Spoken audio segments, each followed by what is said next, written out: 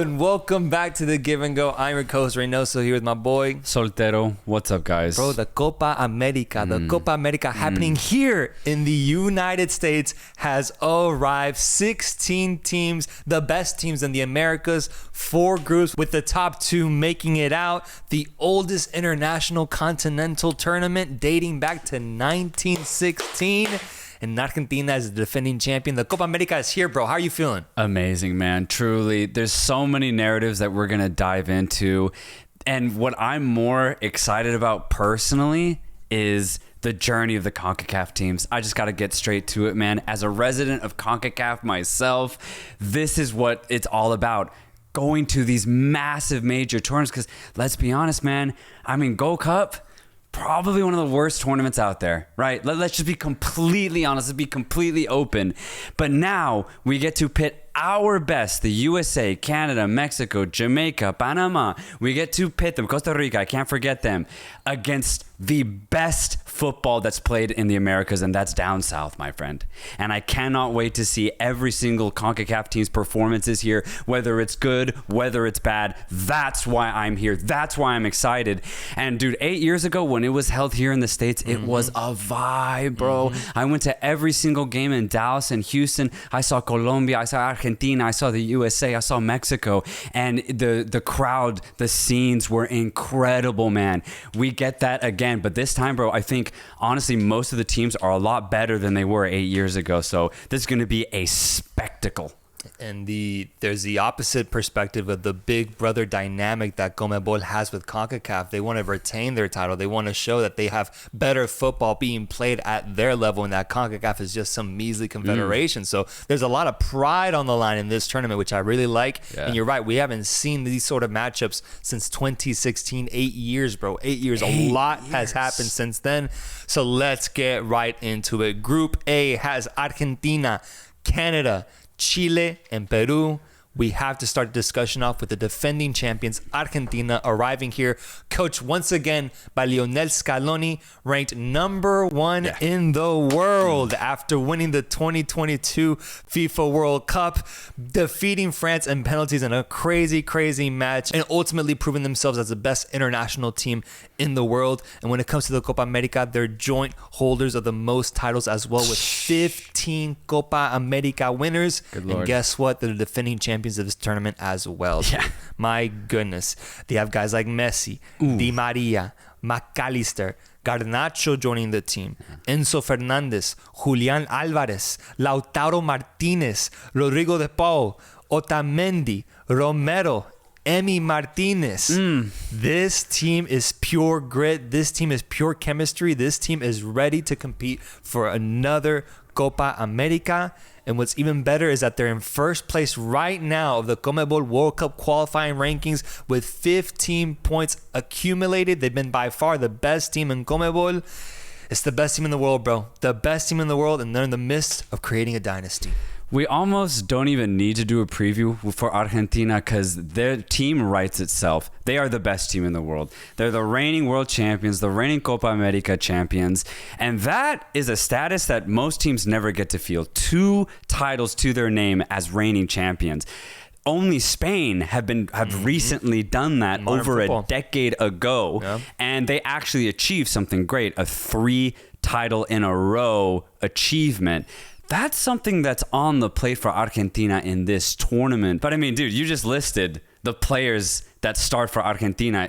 They're one of the best in their positions, not just in the Americas, but in the world. And when you look at the rest of the squad, it's so stacked. It's so deep. For every starting player, there is a backup ready to come on and make an impact. There's 2 A teams for Argentina, and both teams could honestly probably win this tournament. They are that talented. They are that stacked. We've seen how adaptive Scaloni can be to win a tournament. This team is so well-rounded, bro. It's the perfect blend of aggression, flair, passion, and technique. And then, of course, you have the GOAT. You have the GOAT in Lionel Messi, who's still playing at an incredibly high level, and he's shifted his game so well as he's gotten older. much more of a playmaker now, but he still has the ability to score off of a set piece, to wriggle between 2 or 3 defenders and somehow get a shot off. He has the vision of some of the best playmakers in the world still. And of course, he still has the technique to pull all of these crazy things off.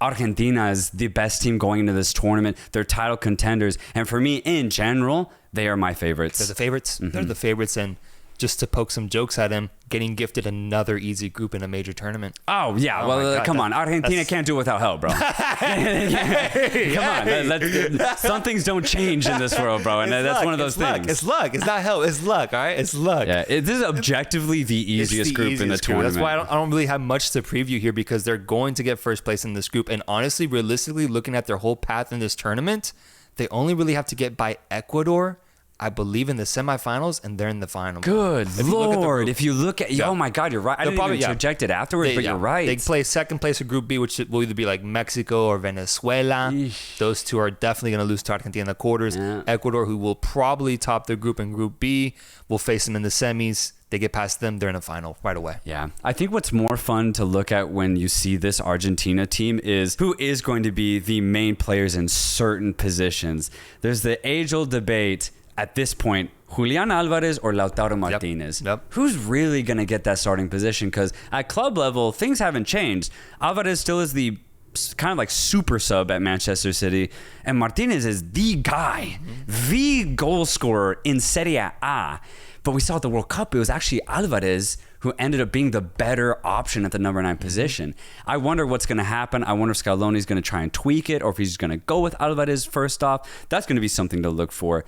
And then also the question is, do you play Enzo Fernandez, considering he's not a bad season at Chelsea, but are there better options? I've seen Lo Celso get some playing time. Man. Definitely. Yeah. I think the other 2 midfielders have to be De Paul and McAllister for sure. Yeah. McAllister is one of the best playmakers in the world right now, so he immediately gets his position. De Paul's the perfect box-to-box side to cover that offensive prowess that Argentina possess in general. So there's some questions there. Also, who's going to play on the other side of Messi? Is it going to be Nico Gonzalez? Is Lo Celso going to be played out wide? Who's really going to make that position their own?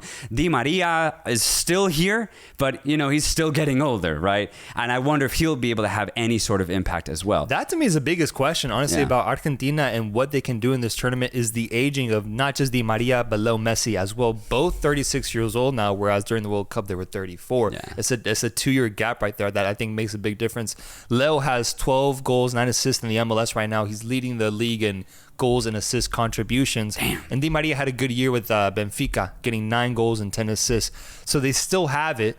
I think in a knockout format tournament, I do think that plays into their age. You just got to go off for 7 games and you get yourself a trophy. But that's something to watch because they were both pivotal in their run during the World Cup. Pivotal, bro. Obviously, Messi makes sense, but Di Maria is just as big in big games as well, scoring in the final. Yeah. Like, he is such a big game player. I wonder what his impact will look like because many times he's been Argentina's difference maker, the one that gives him the victory like he did in that Copa America final as well. Yeah. So I want to see how that relationship is dealt with by Scaloni, if he does go with like Nico Gonzalez or somebody else, or ultimately if he just trusts Di Maria the entire tournament. And I think those questions ultimately get alleviated by the fact that they just already won the World Cup. I think this team ultimately will figure it out because they've already achieved their main objective, which was get Lionel Messi a World Cup title. I remember all of the games leading up to 2022 for a decade. There was always a nervous energy of, could this team and the supporting cast lead Argentina to an actual world title? And they did it. They did it on that famous day a year and a half ago against France in Qatar. Mission actually accomplished. The GOAT got himself the most prized trophy in the world. And so now I really don't see, when Argentina played, the question isn't, is this team World Cup ready? That's not the question anymore. The question is, how many goals are we scoring, boys? Yeah. Is it 3? Is it 4? Are we going to get ourselves another Copa America? Because at this point, even though there are questions, you already said it, they're top of World Cup qualifying. They're still playing at an incredibly high rate, scoring 2-3 goals a game. Messi, even though he is aging, is still so good. There are questions in this team, but I just think the passion and commitment that every single Argentine player has nowadays, it can make up for so much. It's why I have Argentina still as the sole favorites in this tournament. Sole favorites, bro. I think I'm going to go as far as saying they're my pick. They're my pick too. They're my pick to win it, man, because looking at the World Cup qualifying results too, they've defeated Brazil in Brazil just this past year, bro. Like major results. I think the biggest, not red flag, but the biggest concern maybe is the rise of Uruguay because they were able to get a result on Argentina. I just wonder if in a knockout setting, like in a big final, can they actually defeat this Argentine side who showed time and time again that they can face adversity in big stages and overcome it. I'm going to trust that so far in this tournament, man. I'm going to trust that completely. So I'm going Argentina in this tournament, man. I'm going Argentina, and this easy path that they have to the final, I think only helps them. Now, as for the rest of this group... It's wide open, brother. It is wide open, bro. It's open season out here. Yeah. Let me hear it. Who's your pick for number 2 in this group? We got Chile, Peru, and Canada. What if we go through all 3 teams and then see how it Okay, ends we'll make it a up? little more exciting. Yeah, let's do that. Let's do it then. Let's start with... So let's start with the team on the opposite end of the spectrum, Argentina. Let's go Peru. Okay. Let's start with Peru because this team is in horrendous form. Terrible. Bottom of World Cup qualifying. Haven't been able to get a win. No. And I think they've only scored 1 goal, I think. And that was in their last match. It took them 6 tries. It is grim for this Peruvian side. And it hurts my heart a little, because their golden generation between, 2016 and... you could even go up to like 2020, honestly, like 2021, was so magical, and they played with such a swagger to them that rivaled Argentina, that rivaled Brazil, at least on the pitch. And to see them play now, it breaks my fucking heart, man. It really does. Because they still have that energy. You can see it. They still want to play that classic, free-flowing Peruvian style football. The problem is they just can't. No. They just can't, bro. They don't have the players. The generation that has followed this golden generation it's the opposite of gold, man. It's blunt. There's nothing here. It's dirt, dude. And just not even to be disrespectful, I think Peruvians would agree with me. The talent pool, bro, is just it's so much lower. And that's why Peru are playing the way that they are right now. They tried to get a new coach. Maybe he can instill some new ideas because, again, the passion's there. The energy is there. We saw that in their last game against Venezuela. It is there. But there's just so many holes in this team. The talent is not there anymore. And they are low-key are still kind of relying on some pretty old players Andre Carrillo still here, Luis Advíncula still here. Paolo Guerrero at 40 years old has gotten called up. And he probably will come off the bench in this game or in this tournament. So I'm just saying it's just not looking good for Peru. And I just don't think there's any hope right now. I don't know how else to put this, bro. Not looking good. I think this is the lowest point in their transition phase. This is it right now. This tournament arrived during the darkest days. The beautiful, bright glory days of Gareca are way past us now. What a beautiful time, beautiful moment. It could bring a tear to my eye. Reynoso didn't work out for them, and then they got rid of him, and Jorge Fossati is now coaching them, ranked at number 32, but... This team just doesn't have it, bro. They just don't have it. 10th in World Cup qualifying for CONMEBOL with 2 points, 0 wins, 2 draws, 4 losses. In their history, they're 2-time Copa America winners, and they're known for punching above their weight because in the last 4 of the 5 Copas, they've made it to the semifinals. I think it's a crazy stat. Like they in their peak, in their prime, they were able to get really deep runs in the Copa America. They weren't able to get silverware, but that's okay. It's Peru. At the end of the day, it's okay. But I just don't see that. I don't think I see them having that same underdog aspect to them as they did in the past. And that usually is what they have going for them in these tournaments. I don't think that's there anymore, man. I really don't. And so for me, the best I could see for them is 3rd place or 4th place in this group. Other players that they're still relying on is Pedro Gallese, for example. Back. Renato Tapia still here. And then from the upcoming players, I guess the ones that stood out to me were Santa Maria, Brian Reina, La Padula and Piero Quispe are the only ones that are really kind of noted as players that could potentially have some sort of future for this team. But overall, it's pretty dark for Peru. And I'm curious to hear what the Peruvian fans would think about their team right now. Is the whole country as low on them as we are right now? How are you guys feeling? Are you scared a little bit? Are you a little scared for what's coming? Because I've just never seen Peru in this shape in the last 10 years going into Copa America. Usually there's a lot more excitement. There's a lot more optimism. This time it's the complete opposite. Yeah, because even though they were on a clear decline after 2018, they were a game away from getting to this last World Cup. They were still pretty close and pretty competitive, but it just has gotten worse. I thought they were going to be able to stabilize and balance out their squad after that World Cup failure, but no, it keeps going south for Peru. And you mentioned some new players that have come into the fray for Peru and have played well. They're giving their hearts out every time they don the jersey.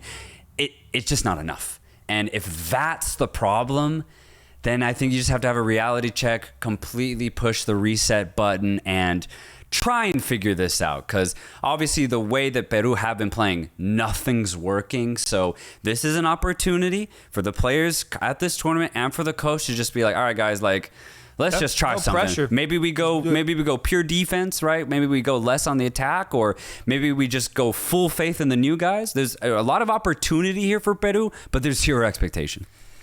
I'm going to say it, though. I don't have them in last place.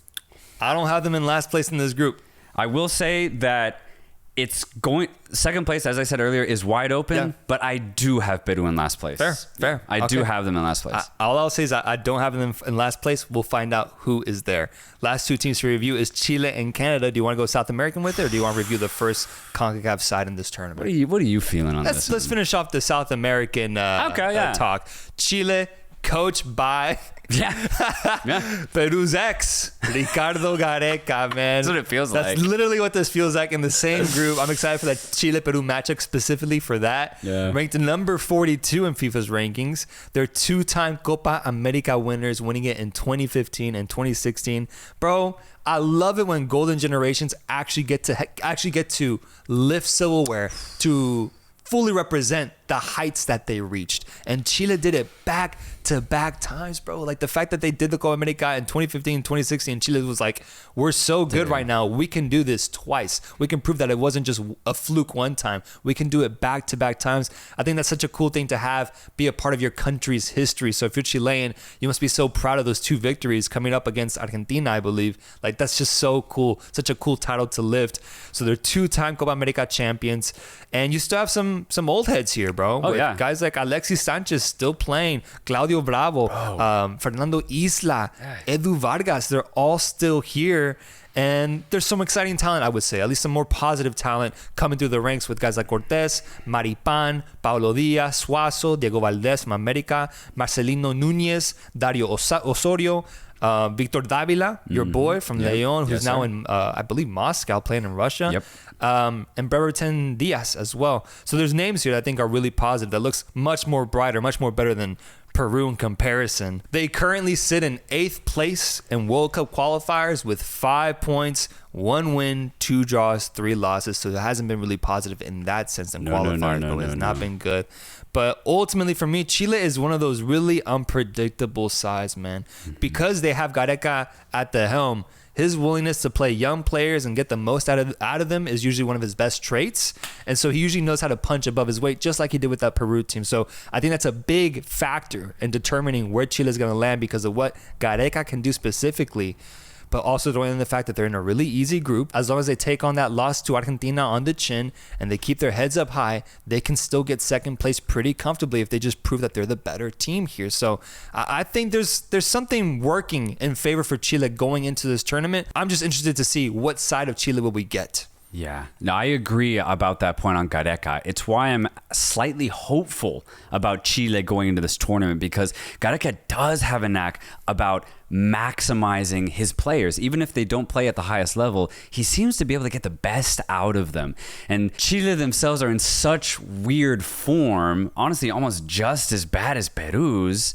But you look at the squad and you're like, okay, well, the squad isn't as bad as Peru. So there is something here with Gareca, with the squad, and watching their last friendly against France in March, I think I saw some really good things, even though they ultimately did lose that match. A couple things I want to highlight. So you have Edu Vargas at top. He's a veteran. I mean, he was part of the teams that won the Copa America.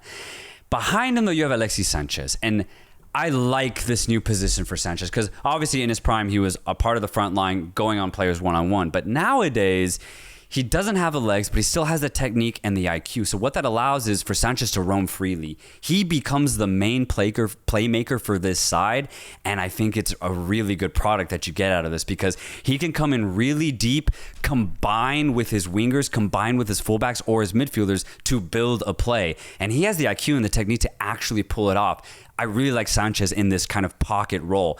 When you look at this left-hand side for Chile, it's really bright from an attacking perspective. Victor Davila is in his prime right now. And then behind him, you have Gabriel Suazo, who plays in France, also a good player on the ball. If they're combining with Sanchez, if they're combining with Nunez, they can break off the dribble, off the pass against most defenses.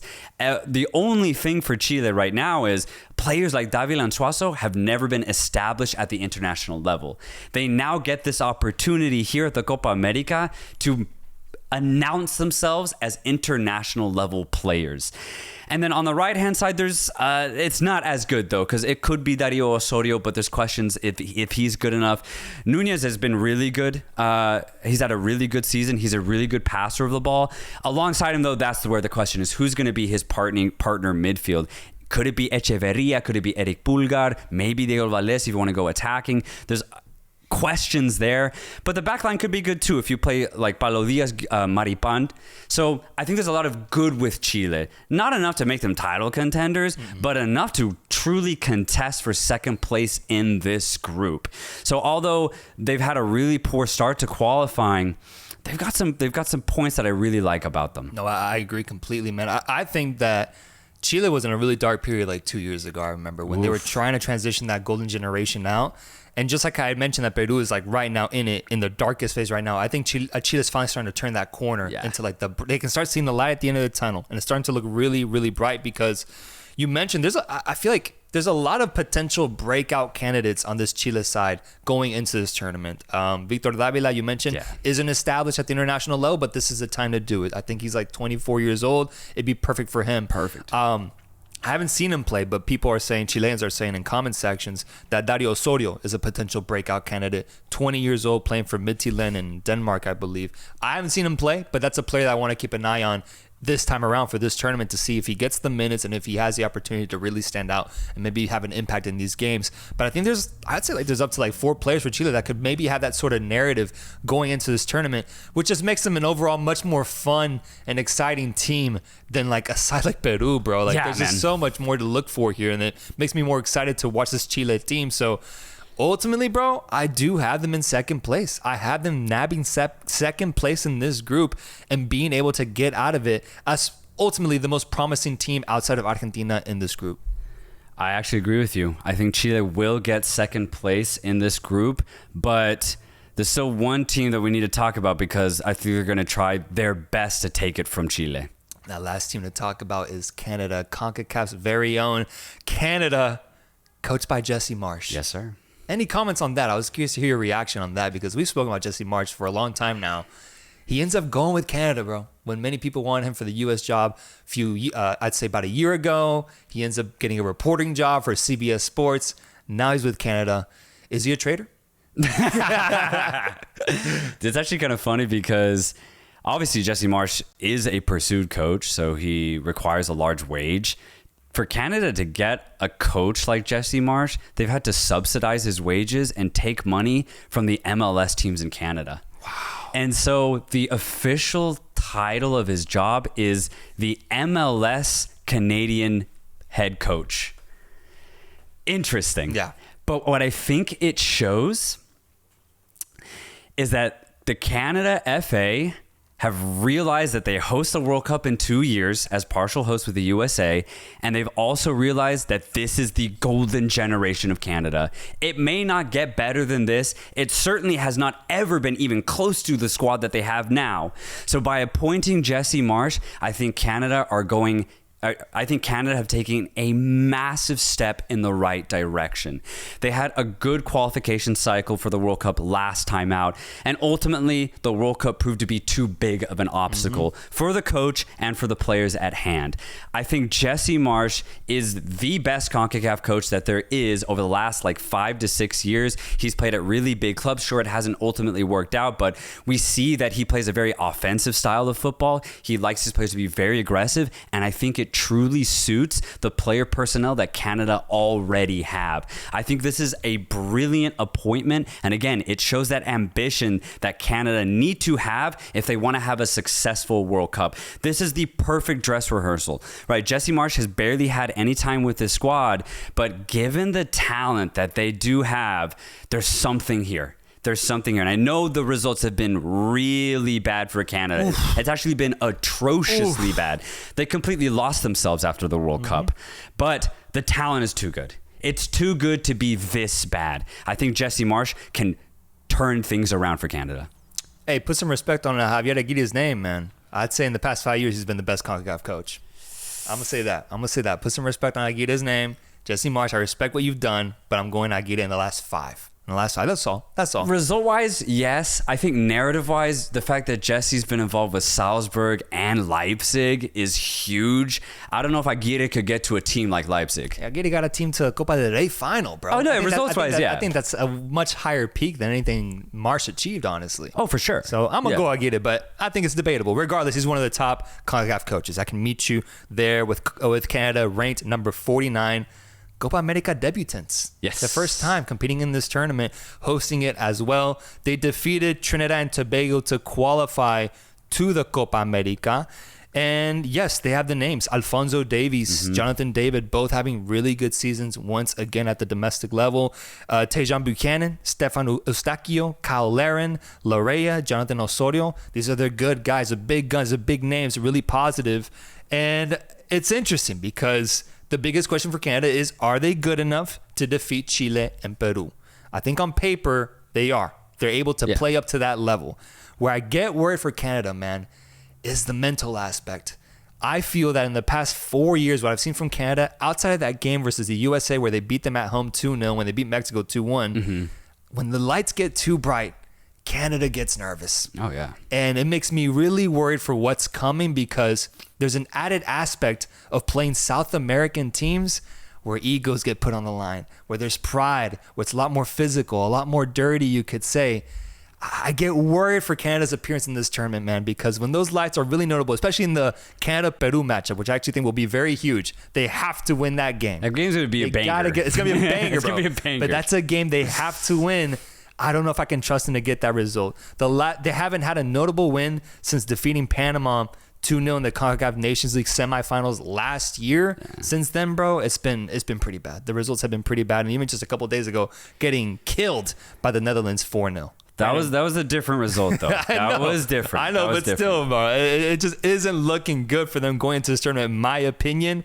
I'm worried about the mental aspect for them, and I do think that Jesse Marsch, just now joining the team, hasn't had enough time to really impose his tactics, his playing style, into the way that he ultimately wants to see this team pan out. So I have them getting fourth, ultimately because I do think that Peruvian grit, that ability to show up in big matches, just will find a way to get a victory against ultimately the measly Canadian side that we've seen so far. Yeah. That does make sense. I do just think Jesse Marsch will have a really good impact. And I think the players, he's called up the best squad. There's zero qualms with the players and the FA, even though Canada doesn't have the most money, especially when you compare it to the USA, Mexico, and South America. But I think Jesse Marsch will prove to be the difference for Canada. And when you have players like Alphonso Davies, Jonathan David, Stefan Eustachio, Ismael Kone, by the way, who has a brilliant season in the championship this year.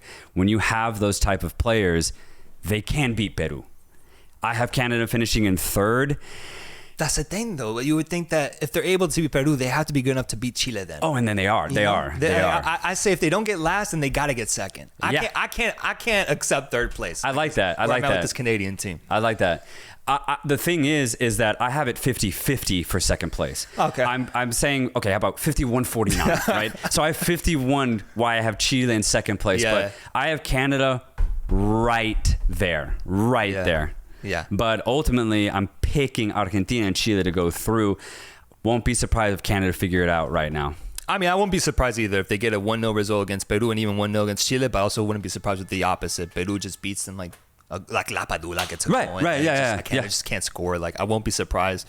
This establishes a pattern of concern that I have with CONCACAF teams not named the USA in this tournament. I'm worried. This is a good theme too. I'm worried. Let's keep this theme going because it's a definite one that people should be aware of. So ultimately for Group A, you have Argentina in first, Chile in second, Canada in third, and Peru in fourth. I have Peru in third, Canada fourth. Folks, let me know. What do you think about Group A? Who's going through in this group? Is Canada getting last? Is Peru getting last? Or maybe even Chile? Or are you predicting the Argentine demise here? Let us know in the comments down below. That'd be nuts, man. That'd be nuts. Group B has Ecuador, Jamaica, Venezuela, and Mexico, baby. Mexico in this group. Where the hell do we start with this group? Where do we start? I'm going to let you control this group because it has your beloved Mexico. I'm going to let you do whatever you want here. Let's get the Mexico talk out the way. Let's get it out the way. Mexico arrives into this tournament coached by Jimmy Lozano, ranked number 14 in the world rankings. Crazy. This fucking team, man. This fucking team. Every time I watch them play, I have the same thoughts going in my head. I have the same reactions. It's become a routine. It's become a pattern. Actually, I wrote something down here. Got a little paper here that I need to show y'all. Yeah. Give me that pocket. Because every time I watch this Mexico team, bro, I think so many different things. For example, watching Mexico play feels like, that's the title. That's what I wrote down here. Okay. Watching Mexico play feels like watching your sister make out with a complete and utter loser and then paying that loser $150 for letting you watch. You get what I'm saying? You get what I'm saying, bro? It feels like going to a Peso Pluma concert and being deaf. And I don't want to be insensitive to the deaf community. So I'll make a joke about people who can hear. Okay. It's like hearing the amazing Interstellar piano song build up and then never hearing the climax. Imagine that, brother. It feels like grabbing a cold, fresh Coke on a warm Sunday and having it be flatter than Stanley. That's a book that I read growing up. A flat soda is the worst thing in the world. It feels like getting invited to go eat tacos and going to Taco Bell instead. Now, I love Taco Bell, but it's the excitement, the hope of, homemade tacos. That's the part that gets you, and that's the hope. It's the hope that gets you. It feels like when you decide to get gas the morning after, instead of going directly after work, so you wake up and forget you have to get gas and then remember while you're rushing on your way to work the next morning. That's what this shit feels like, bro. It feels like being a Drake fan after Not Like Us got released by Kendrick Lamar. It feels like having to pick between Joe Biden and Trump to be your president. Let's get political with it. It feels like being a Barca fan post Messi. Watching Mexico play. Man, no, that's good. Watching Mexico play feels like eating a meal without YouTube. No entertainment. All you hear is yourself crunching, bro. That's one of the worst feelings in the world. Does that put it in perspective, brother? Oh, yeah. Does that put it in perspective? Actually, to a T, bro. That's what this team feels like, bro. I'm fed up watching this team. The other day when they lost to Uruguay, we were just hanging out casually watching the game, and I looked over to the TV and I accepted that Mexico was down 4-0, like I accept that a fucking new episode of Game of Thrones is on, Like I just accept these things now. I don't even question it. I don't even get surprised at the fact that they're down that bad, bro. Good. No, that's good, though. That's the frustrating part, man. That's the fuck you, man. That's good. Fuck you. I'm glad you're at the acceptance stage. That's important. You're right, though. You're right. Yeah. That's the stage that I feel like me and a lot of other Mexico fans have reached, because the DMs I got after that game specifically was a lot of Mexicans filled with this air of acceptance. We're just this bad.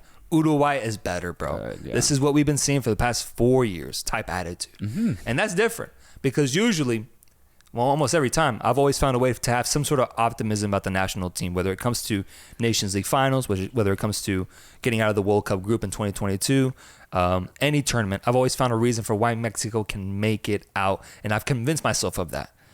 But this might be the first tournament where that doesn't happen, bro. Yeah. This might be the first time in our podcast history where I don't have Mexico getting out of the group. And that's a really depressing feeling, bro. It's not a good feeling whatsoever, but it's where I'm at. And it's where I feel like a lot of other Mexican fans are at as well. This team has guys like Cesar Montes, Israel Reyes, Luis Chavez, Pineda, Orbelín Pineda, Edson Alvarez, Julián Quiñones, Santi Jimenez, and most notably, Malagón. He's going to be out, got injured, so Acevedo will be getting the start in this entire tournament. Look, man, I'll just give it to you straight. This is what I think would be the best starting 11. I'm going to just say this now. Okay. If Mexico wants any chance of getting out of the group stage, I'm not saying this wins them the tournament. Right. I'm not saying this wins them any sort of matchup in the knockout stages. I'm just saying you want to get out of the group. Reynoso's got the keys. Okay. If Jimmy Lozano watches the podcast, I hope that he just copy and paste this format because this is the team to get us out of the group. Acevedo at back, Montes and Vasquez as our center backs, Arteaga on the left, Israel Reyes on the right. I want him on the right. Luis Chavez on the left, Alvarez in the middle, and then I'm going to go Chiquito Sanchez as the pairing midfielder there. And up top, give me Julián Quiñones, Santi Jimenez, and Roberto Alvarado from Chivas. That's the formula. That's the formula right there if you want to do it. If not, suit yourself. I don't care anymore. Do whatever you like, Jimmy. I don't care about this shit anymore.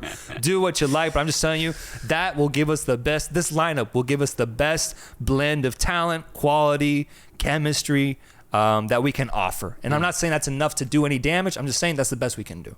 And so that's ultimately where I'm at with this Mexican team.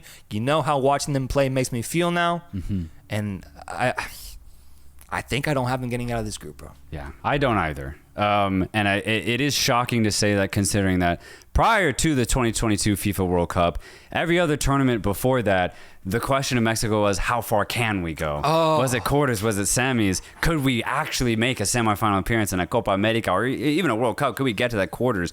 It was a genuine feeling. It was a genuine expectation and belief that we thought Mexico could win it, could go there. We could win it. Exactly.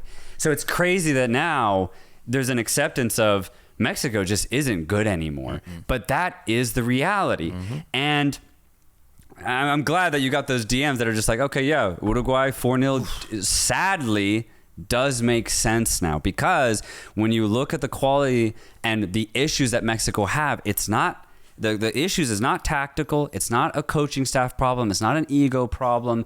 It's not even economic anymore. It really is just the simple fact that Mexico doesn't have the quality anymore. That's it. And so if you're Mexico, you have to approach this tournament just like Peru. You have to have zero expectation. You have to completely redefine yourself, because over the last, I think, 3-4 years, Mexico and the Mexican people and I think the players and the supporters have clung on to the fact that, okay, we still might be good, right? But now that we know Mexico's not, let's redefine ourselves, right? Mexico, maybe they get real gritty in this tournament, right? Maybe they take a very physical approach, which I would actually like, because I think Liga MX players have gotten a little soft over the last couple of years. Sure. I think they need to get a little bit more physical. Obviously, there's new players like Israel Reyes, Julián Quiñones. Can they just come onto the fray and have a really good tournament, have a really good showing for themselves? Because this is a big opportunity for players like this, especially Quiñones, who is a naturalized Mexican, never got to play for Colombia, but he gets to play in a Copa America. Like, this is a really emotional narrative for players like Quiñones. So tap into that, because unfortunately, there's just not much else to tap into, to be completely honest. I think the two standouts are Edson Alvarez, obviously. He is a top player. Reads the game incredibly well. Very good from a defensive mid position. Bro, where would we be at if we didn't have Edson? That would be a scary thought. That's what I've been asking myself lately. Yeah. Like, that Honduras game where he got the game time goal in the last minute. Like, yeah. I think that represents his impact. He's obviously the best Mexican that we have right now in terms of translating his game at the club level over to the international level, because Santi's been killing it, but he hasn't been able to do that at the international level. Where would we be without Edson Alvarez right now? I think we'd be even lower, bro. Lower. And that's the thing is, I think it sounds crazy when you say it like this, but it is true. Obviously, in Leagues Cup and CONCACAF Champions League, it's been pretty back and forth now between the MLS and Liga MX. So basically, when you look at the squad that Mexico are bringing, bro, they're bringing an MLS quality side to the tournament. That's it. And that can't cut it. It's why Mexico can't touch the USA anymore, because they don't have players that play at the highest level outside of Alvarez. That's it. You already mentioned Jimenez. He has had an amazing season in the Eredivisie, but he has an incredible supporting cast around him. When you look at what he has at Mexico, it's just not even close to the same thing. Yeah. So for Jimenez, he has to work twice as hard to have the same impact with a Mexican jersey. So it just doesn't look good when you look at Mexico. And I don't have them getting out of this group. But all I do hope is that the players just try to approach this tournament with a clean slate. clean slate. The golden generation's gone. You know you're not good anymore. So just fight. Show something. Show some sort of passion. Do everything you can to leave your heart, blood, sweat, and tears out on that pitch, and I'll be happy. Here are the positives, because this is what they're calling the group of life, is that there's Jamaica, Venezuela, and Ecuador in this group. Mexico has Jamaica's number. They've had it for a while now. Even during our worst phase, we still are able to get results against Jamaica. Mm-hmm. So if you chalk that up as a victory, that's really positive right there. The question is, how good is Venezuela? How good is Venezuela? It's a question. Because they're the team that I think is the biggest threat to overtaking Mexico in this group. And if Mexico ends up getting grouped, it'll be at Venezuela's expense. Venezuela getting that second place spot.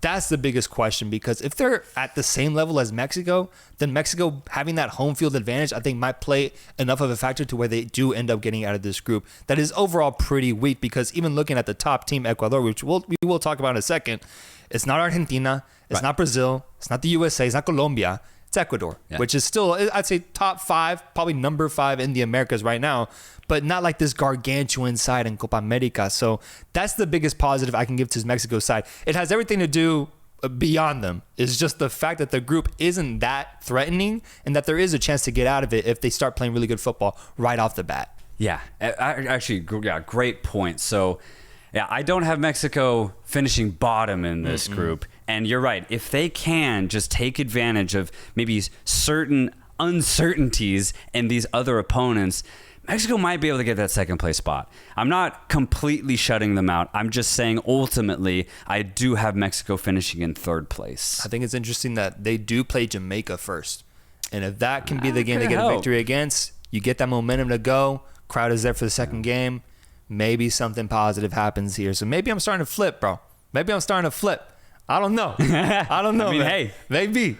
But I'd be happy to see this team make it out of the group just for the sake of not getting grouped. Because if they get grouped, bro, the media is going to be even crazier, bro. It's going to be crazy, bro. It's one thing to get grouped in the World Cup. To get grouped in a 16-team tournament consisting of the best teams in the Americas and Mexico not being part of that final 8 in the USA, that would be ridiculous, man. It'd be ridiculous. So that's what it's looking like right now for Mexico. And tonight, they're slated to play against Brazil. And I pray to God that he shows mercy. What do you think? What were your genuine thoughts when no Ochoa, no Henry Martin, no Chucky Lozano? Well, what did you think about that? I think Chucky should have been called up. I think the rest were rightfully left off. Yeah. Which I thought was kind of positive from Jimmy Lozano. I still find it kind of interesting that Luis Romo still gets a call up. Like, he didn't fully commit to this idea of getting rid of the old guard. He just kind of got rid of a few guys. Yeah. And I wish he had done the full commitment to it, just getting young guys, and he didn't do that. And the young guys he got, I thought, were also kind of questionable, and it showed in the Uruguay match, because that's who basically played, was most of our younger players, a lot of Chivas guys, and we just got murdered. Yeah. We got murdered. So I guess it's a step in the right direction. I just wish he would just do it fully, do it outright instead of like half and half. Yeah, you're right. Because if you're bringing, Antuna, Santi Jimenez, and Edson Alvarez, you should bring Chucky. Even if he isn't the best option on the left wing, he could come off the bench. And what is your goal here if you're not bringing Lozano? That one's interesting. It just doesn't make sense, because are you using it as a scapegoat to be like, oh, we're not bringing our best players to this tournament, so if we get grouped, we're okay. Like, what is this? Yeah. I don't fully understand it. I don't think Lozano should start. I would start Quiñones, but Lozano should still be here. Yep. Folks, let me know. Mexico fans, let me know in the comments down below. What do you think about this team? What do you think about the results? Are you with me? Are you a little bit more positive, more optimistic, or are you as pessimistic as I am right now? Let's talk about the rest of the group. We have 2 more CONMEBOL sides in Venezuela and Ecuador, and 1 more CONCACAF side in Jamaica. Let's close out the CONCACAF discussion here. Yeah. Jamaica, coached by Helmgrimson, ranked number 55, defeated Canada to qualify into this tournament, which was actually a really notable result, because I believe that Canada was a favorite going into that matchup, but Jamaica ended up coming out on top. And then I was in person to watch them get an impressive victory over Panama in the 3rd place game of the Nations League just recently, where Limbikisa scored an absolute banger from outside the box. It's a beautiful game. And ultimately, Jamaica was able to neutralize what was a really exciting and fast Panamanian team going into that match. So credit to them for getting the bronze medal in the Nations League ultimately with guys like Andre Blake, Hector, Damian Lowe, Bobby Reed, Damari Gray, Daniel Johnson, Mikel Antonio. There's talent on the Jamaican side. And my question is, at some point, does that talent give? Or does this tournament solidify that this generation ultimately was good on paper, but just trash in major tournaments? Yeah. No, honestly, that's kind of what that's kind of how I'm approaching this tournament, because I still don't know how I feel about Jamaica. Yeah. I just don't know. One thing I will say, and it has impressed me, this is the most consistent I've seen Jamaica. Ever since Hallgrímsson came on to the Jamaican project, he has brought a really nice balance and consistency to this side. You already mentioned those two performances against Canada and Panama and the USA, right? They almost pulled it off, a victory against the USA. Those performances, which just happened, really proved to me that Jamaica have a very specific way of playing now. They used to be so hot and cold. Like, they would go to the Gold Cup final and then have the worst World Cup qualifying cycle. But now, the way that they're playing, they're pretty much playing the same way every single time. And honestly, it's a pretty boring style of football, not gonna lie. They're probably my least favorite team to watch. My God, is it laborious to watch Jamaica play, but it is working. Right? They do have talent in this side, and the talent that they do lack, they make up for it by being very physical. And I'll be curious to see how it pairs up against South American talent. And good ones at that in Venezuela and Ecuador. And Mexico has always been a challenge for Jamaica. They've never been able to crack Mexico. I'm wondering if Jamaica are building on something, right? They've shown that they low-key might be. So this would be the perfect opportunity for Jamaica to really test how much they've learned with Hallgrímsson over the last 2 years. This is the perfect test for them, because this is not going to be easy, bro. Mexico, Ecuador, Venezuela, these are tough opponents for Jamaica. The way they've been playing, though, might tell me they're going to at least keep it close in every game. It's up to Jamaica to decide if they want Mexico to finish fourth or if they want Mexico to finish third or second, bro. If Jamaica beats Mexico in that first game, good Lord, Mexico's getting fourth, man. Because I think Venezuela has the capabilities of beating Mexico. I think Ecuador can beat Mexico as well. Jamaica is the one that I'm questionable about. Same. I've always been questionable about them. But they have the talent. They've been playing really well. I like the performance they put up against the USA, and what they did against Panama as well. I think it's really, really positive. So I'm with you. But ultimately, I think they're just going to continue this pattern of disappointing in major tournaments. I think the home advantage for Mexico will give them better placement in this group. And I think Venezuela and Ecuador are both better teams overall than Jamaica. So I do have Jamaica in last place, especially if they start the tournament off with a loss to Mexico. It's going to be tough to bounce back from that. Yeah, that would be so tough. Yeah, you're right. That opener is actually huge for both Jamaica and Mexico. It does suck too that there's no Damari Gray due to an injury. That's a big miss. And then no Leon Bailey. That is a massive miss because he had such a good season with Aston Villa. But it's no surprise considering that he's been very outspoken against the Jamaican FA. It's just depressing. It's disappointing. I understand it. It just sucks though, because I mean, Jamaica at the Copa America in the USA, like, come on. The stage doesn't get bigger for a Caribbean nation like Jamaica, and Bailey could have been a part of that, but he ultimately rejected it. And that's very, very disappointing. Other players like Brentford's Ethan Pinnock, I'm not sure if he's injured, but he played in Brentford's last game. Weird that he's not here. But that's just how it is. There still is Michael Antonio, Bobby De Cordova-Reid. Both of these guys have been very committed since Hallgrímsson came as coach. That's really positive. And then they still have players like Shamar Nicholson has been pretty good in Jamaica jersey, been playing in France this last year as well. So there is talent in Jamaica, and more importantly, there's finally organization. So they might be able to do something here. I still have them in fourth, though. I think like I mentioned, there's a pattern of CONCACAF teams not named the USA just disappointing, bro. Damn, yeah, you're right, because we have both CONCACAF teams. Both CONCACAF teams not making it out here, and we ultimately had Canada not making it out too. Damn, that's half so far. Half so far, and CONMEBOL topping this group with Ecuador and Venezuela. Let's talk about Venezuela. Venezuela, coached by Fernando Batista, ranked number 54 in FIFA's rankings. This is crazy. Venezuela did not win a match in 12 consecutive participations in the Copa America from 1975 to 2004. They have never been in the top 3 and are the only CONMEBOL member to be outside of the top 10 of Copa America's all-time table, because regular invitee Mexico surpassed them actually with performances in the Copa America. No way. What I'm getting at is Venezuela is a notoriously bad Copa America participant. Wow. History-wise. Right. But history is meant to be changed. Well, it makes sense. Or repeated. They've also never been to a World Cup either. Right? They've historically been the lowest side in South America. So what I'm predicting here is an incredible moment for Venezuela, which is getting out of this group, because right now they're in 4th place in World Cup qualification in CONMEBOL with 2 wins, 3 draws, and only 1 loss, which is really notable. Yep. It's early, but it's really notable.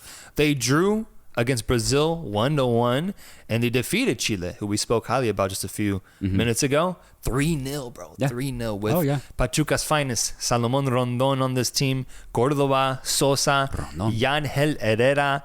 There was a trend of, I remember in the build-up to the 2022 FIFA World Cup, where if you had a Napoli badge next to your name, that meant that you were in good form. Doesn't matter what player you were. If you had that badge next to your name, you're in good form. I think the same goes for players who play for Girona. If you had the Girona badge next to your name, you're in great form. Everything's working for you. And I would say the same for Bayer Leverkusen players too. This man, Yangel Herrera, guided that midfield to an incredible Champions League position this year in La Liga.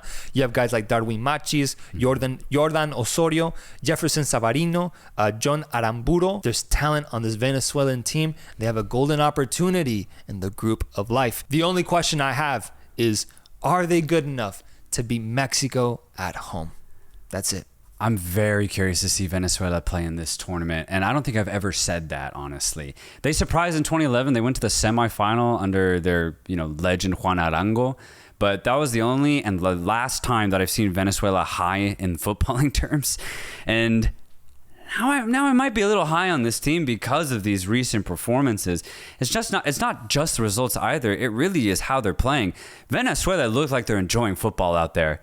Everybody looks very happy, very committed to the team. And honestly, football is such a mental game. That's like the biggest hurdle. If you're having fun, then you can actually achieve a lot. And Venezuela in all of their 6 World Cup qualifying games look like they're having fun out there. And then you add in the quality of players like Darwin Machis, Yangel Herrera, Jose Martinez, Christian Cáceres, by the way, could be 2 really good defensive midfielders that really shine in this tournament. I'll be very excited to see them. And then up top, you have players, some version of Jefferson Savarino, maybe you see Soltero, and then, of course, Salomon Rondon, who has the most IQ out of any striker in this tournament. Football's Dumbledore. yeah, exactly. So Venezuela have a lot going for them, not just on paper, but on the pitch too. So the question is, does Venezuela have enough to beat Mexico? The answer is definitively yes. This team is better than Mexico going to this tournament. The question is the home aspect, right? Yep. Are Venezuela going to be ready for a big tournament like this? Obviously, they're used to, South American qualifiers. This is a Copa America, and it's basically in Mexican soil here in the States. So I do think that will play a factor, especially if Mexico get a good win against Jamaica. I think Venezuela will find it to be a very, very tough match, and it will be tight no matter what. Venezuela aren't, world beaters here, but I do think if you just had to pit them paper versus paper, Venezuela actually have the better team right now. Yeah, Venezuela has a chance here, man. They have a chance here. They'll be facing Mexico in their second match in this tournament, so it'll come off of that Jamaica-Mexico match. Venezuela plays Ecuador first. I mean, just the context. Venezuela loses to Ecuador. Mexico beats Jamaica going into the second game. It could be much, much more different. So what I have written down here is I have Venezuela and Mexico being interchangeable. I have them being interchangeable. Me too. The home aspect, the mentality aspect. I could see it being a really tight 0-0 game. Maybe it ends up being a 0-0 result, honestly. But I could see this game just going either way and either team qualifying through. But there is that opportunity for Venezuela in this group because I just see Jamaica as a far weaker side in terms of the way they play together as a team, and Mexico as very, very vulnerable. So to my Venezuelans, I'm curious to hear, what do you think about your team right now? Do you think you guys have the abilities to make it out of this group and to ultimately get a result against Mexico at home? I want to know what you guys think. And the final team in this group is the team that we both have topping this group. Yes? Oh, yes? Please. Yeah, Ecuador, coached by Felix Sanchez, ranked number 31. Ecuador are one of only 2 CONMEBOL members who have never won a continental title. The other one is in this group, Venezuela as well. Yeah. So that's interesting. Both teams have never even placed in the top 3, which is also very interesting. 5th in World Cup qualification in CONMEBOL with 3 wins, 2 draws, and 1 loss. Notable results include losing to Argentina 1-0, defeating Uruguay, and tying Colombia. So it's a good level that they're at right now. Great level. Guys like Grueso, I've told you before, the best names in football exist within this Ecuadorian team, bro. Grueso, Moises Caicedo, Johan Julio, Hincapié, Estupiñán, Pacho, Félix Torres, Preciado, Sarmiento, Gonzalo Plata, and then Valencia. And then the golden boy, probably the most exciting youngster to watch in this tournament, Kendry Paez, who is starting for this team at, I believe, 16 years old, bro. Ridiculous. Yeah, that's crazy. The South American Lamine Yamal, if you will. Yeah, pretty much. They can make it tough against anyone, bro. They can make it tough against anyone. Just going off of the results, they don't get blown out. They don't get blown out at all. Like, they keep all results really, really tight. My question for Ecuador, because I do see them topping this group, is can they upset a Brazil and Argentina? Can they upset an elite team in this tournament? That's my question, because they got to get over that hump, bro. They got to get over that, which they've never been truly able to do in Copa America. And they have a really good chance now with topping this group, getting a very favorable quarterfinal matchup against second place in Group A, which will be either Chile, Peru, or Canada. Getting the result there, playing against Argentina semifinal, and getting a result there to go to the final. That's their path. They can do it. Yeah. I'm just curious to see if they actually do. Oh man, I am so curious about this Ecuador side. Curious, excited. They were one of my favorite teams actually at the World Cup, just from a watching perspective, like just to see how they play. They were so dynamic. They have such fun players to watch out for. And the thing is, I think the Ecuador FA also realized that. They saw the good performances that they had at the World Cup and the good qualification cycle that they had. And I think they're doubled down. They are doubling down on this talent because they appointed a really good coach, Felix Sanchez. And we've seen how good of a tactician he was at Qatar, bringing the absolute best out of, let's just say, a mediocre team. Imagine what he can do with Ecuador. I think he's already gotten off to a brilliant start in World Cup qualifying. And when you look at the talent, it's raw, but there's also some really good established European level talent mixed in with this squad. You add in the tactics of Sanchez. I think Ecuador are setting their goal to beat Argentina in the semis. I think that has to be their goal. That has to be a goal. Yeah. That has to be the goal. And they can punch that high. That's what's so exciting about this Ecuadorian team. Yeah. It seems though that Ecuadorians are kind of hesitant to kind of convince themselves of like being optimistic about this team. Like they're hesitant to commit to the idea that, we could actually win it this year, because from what I'm seeing online, I saw a comment, bro, that I had to copy on here. Oh, okay. This dude just on a YouTube comment said, outside of a few, Ecuador is a team plagued by tantrums, infighting, corruption, and a lack of work ethic, but tremendously talented. I know because my father was one of them. Wasted talent, but hopefully things will change. Brought his father into this, man. But he said there's a lot of infighting, a lot of corruption, a lot of lack of work ethic. And I'm seeing that like across a lot of like forums regarding Ecuador's national team. There's a lot of shit going on within them that I think is really interesting, because talent-wise, this team should be far beyond that. Like they should be above that level of incompetence. But It seems like there's still something kind of weary happening at the foundation of this team. I'd like to know more from Ecuadorians. If you could comment down below and let me know what is actually happening with the Ecuadorian national team. Is there that much fighting within the team, or is this just like someone who's very pessimistic about them? Well, it's actually an incredible point, because if you think about it, Ecuador qualified for the World Cup in 2014, and they actually got better players after that World Cup, and they dramatically failed due to what you just said by not qualifying in 2018. They were so hot and cold as far as their performances were concerned, and I think it was down to a bit of corruption, a bit of player attitude, because the personnel that they had was good enough to go to the 2018 World Cup, and they just weren't even close. It was a disaster for Ecuador. But the reason why I think this is actually a turning point in the Ecuadorian timeline is because of the consistency that they've maintained with this core of players. I think this specific group of players, because for the most part, this is pretty much the same team that played at the World Cup. These players, I think, are different. I really do. And I think we've seen it. I mean, if you have a guy like Piero Hincapié, there's no way he can fuck around with corruption or a poor attitude if he's playing with Bayer Leverkusen. Yeah.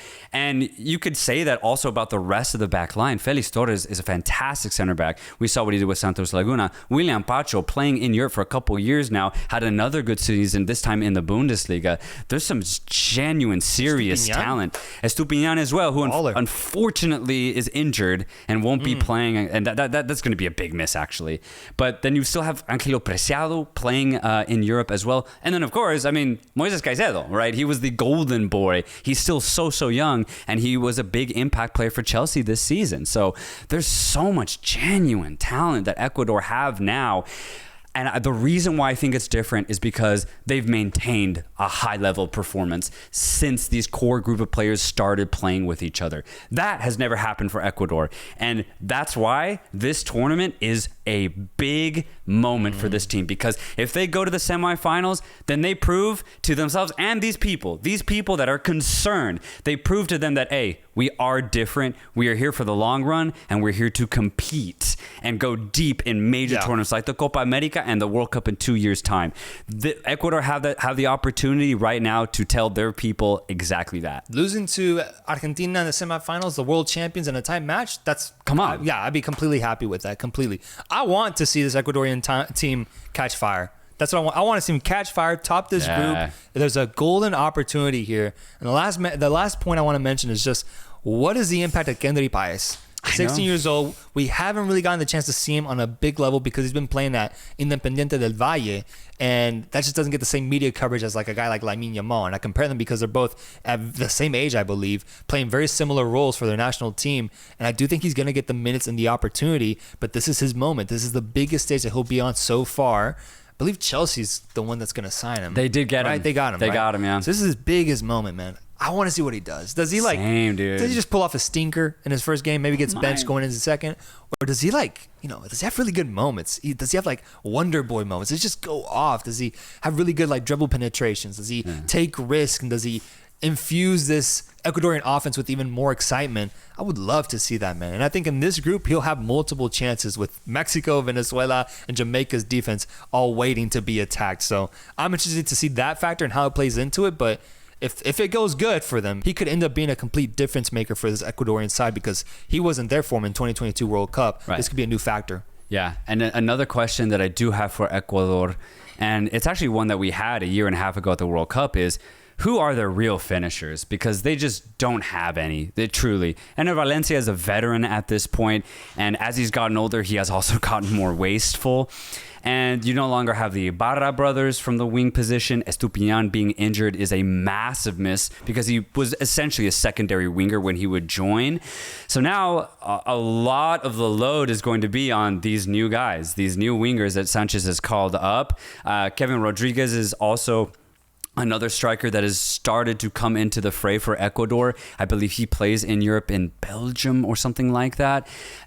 He's looked good when he plays for Ecuador, but he also doesn't look clinical. So I think Ecuador still have a problem of their offensive line just is not clinical, but their chance creation, their dribble penetration, their dynamic ability in the midfield is all top tier. So they have so many good things, but I just do wonder if the lack of finishing is going to ultimately hurt them. And in a game against Argentina, they're going to need guys to finish. For Group B, we have Mexico first, Ecuador second, Jamaica third, Venezuela fourth. Nah, man, I try to convince myself. Now for Group B, we have Ecuador in first, Venezuela second, Mexico third, Jamaica in fourth. That's how I have it. Let me know. And the moment has arrived. Group C is here to be analyzed. We have Bolivia, Panama, USA, and Uruguay in this group. I want to get straight to talking about the USA because we've already touched on them so many times in the past year, I would say, in the build-up to this tournament, hosting this tournament. And people have already heard a lot of your passionate takes regarding the USA. And so I want to hand it off to you. But before I do, I just want to describe some things that I want answered in the midst of your analysis that I'm excited to hear you say. For example, I'd love to know. You don't have to answer this right now. Okay. But I'm so curious to know, do you have the USA topping this group? And then I'm also curious to know, how far do you actually truly have the USA going in this tournament? Those are my two most exciting questions going into this. But brother, the floor is yours. The moment has arrived. USA is hosting the Copa America, and they're in this group with Uruguay, Panama, and Bolivia. Moment's too big. It's interesting because I get caught with this channel on being objective and being subjective, right? Because very rarely do I really get to show my emotion and what I truly feel about some of these football teams. Because at the end of the day, I've always said this: I could just watch two teams and not know any single player and just enjoy the game of football. But I just want to say right now, and I want to make this very, very clear: I admire a lot of teams at this tournament, but the entire continent of South America, dead to me. Dead to me. Add in Mexico too. I do not give a shit about Canada, about Jamaica, Costa Rica, Panama, Chile, Bolivia, Argentina, Brazil. They are dead to me. There's only one team that I really have my eye on this entire tournament, and it's the USA, baby. That's it. This is what it's all about. We've dominated CONCACAF for 3 straight years now. The next best team to us, Mexico, cannot even touch us.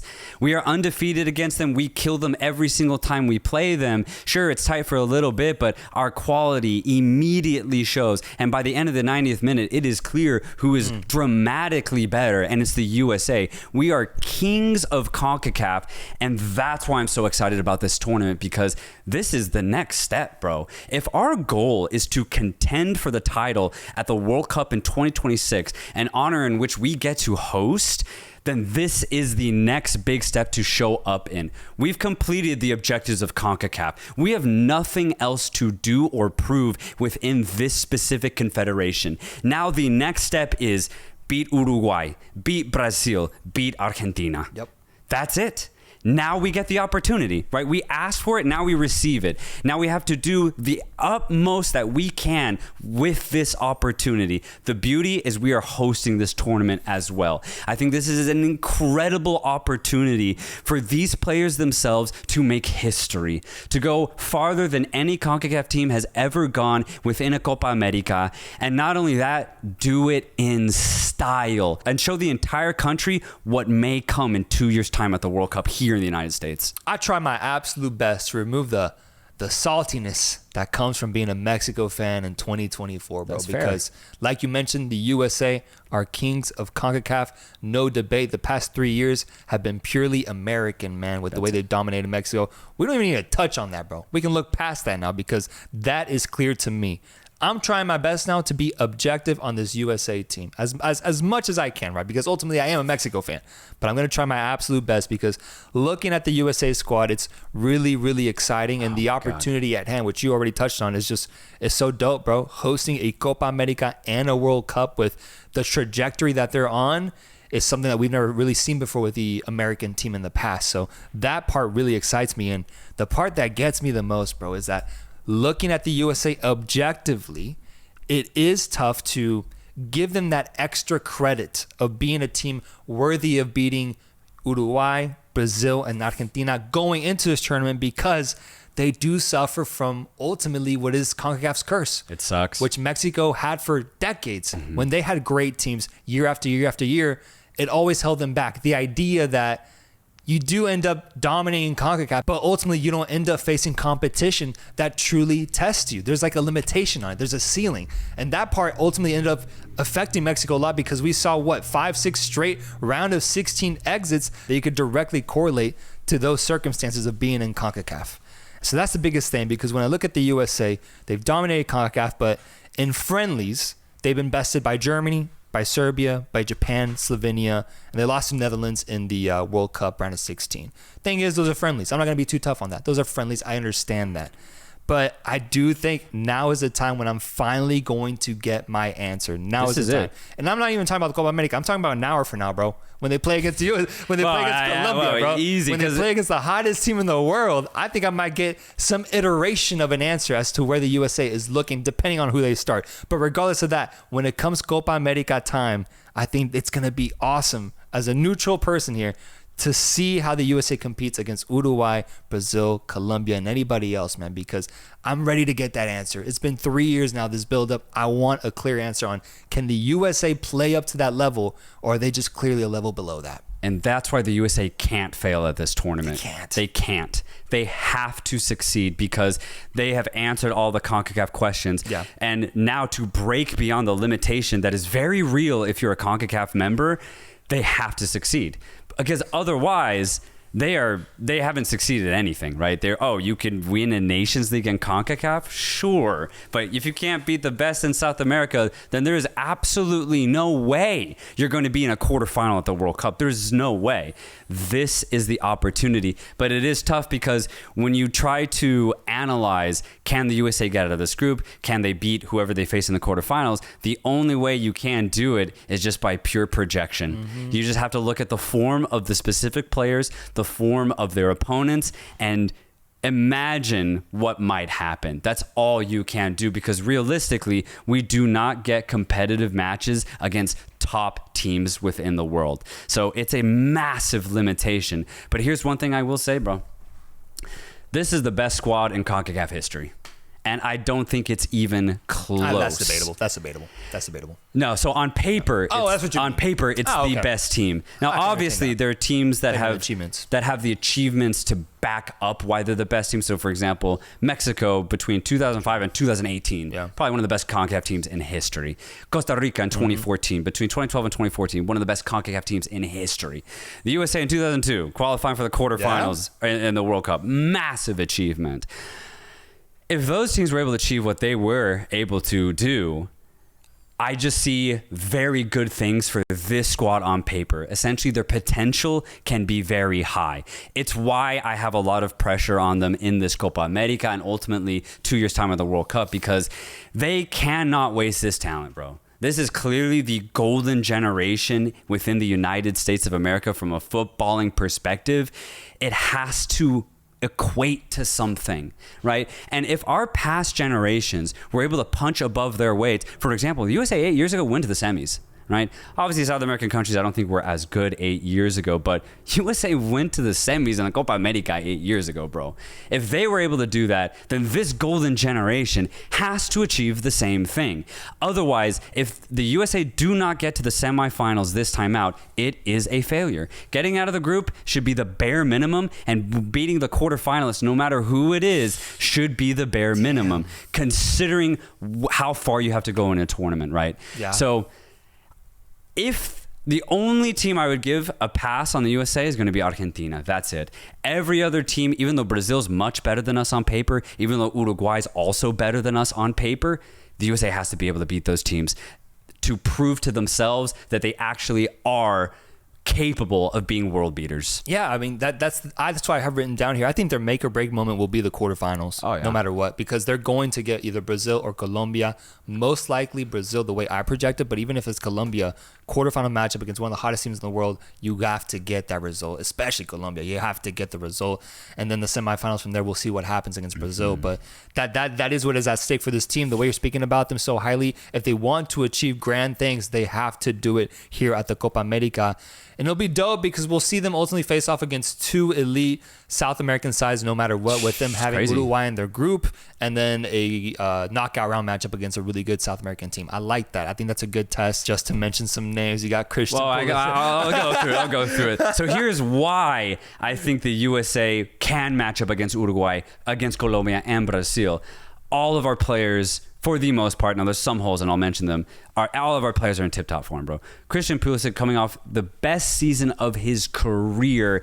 He is eager to take this USA squad to the next level as captain as well. 12 goals, 8 assists in Serie A. I think he was even deemed like one of the best players by like the AC Milan supporters. So he's had an incredible season. That's one person that we have up top. And then on the other side, Timothy Weah that had a really good year, not statistically, but you could see the way that he played on the pitch for Juventus. That's a really good asset to have. A guy who was in full rotation at Juventus as well.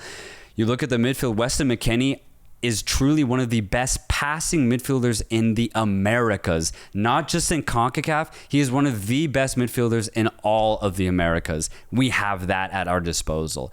And then we have a lot of different players that we can pair him with, right? We could go Johnny Cardoso, who plays for Real Betis, who had played for Internacional beforehand.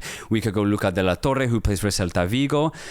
We could do Tyler Adams. He could be interesting because he hasn't played much this season. He's coming off of a massive injury, but at his best, he's a very active box-to-box midfielder.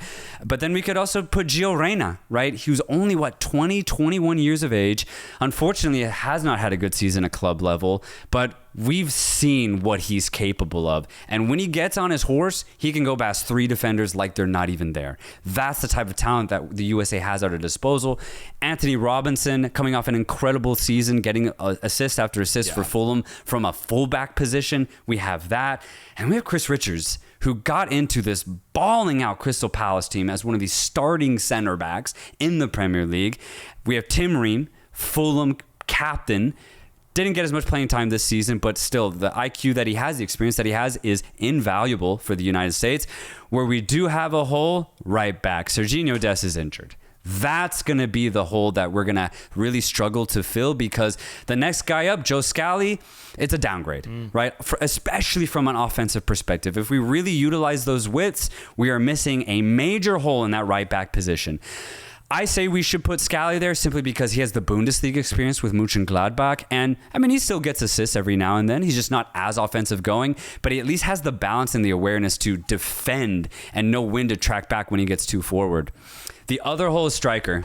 I'm really curious to see what Berhalter is going to do because Balogun obviously didn't have that good of a season this year with Monaco, but he was still completely in rotation and trusted by the coach. But do we play Haji Wright? Do we get Josh Sargent in that role? Unfortunately, he might have a little bit of an injury, which could be interesting. We could put Pepe there as well. I think that number 9 position is wide open for anybody to take.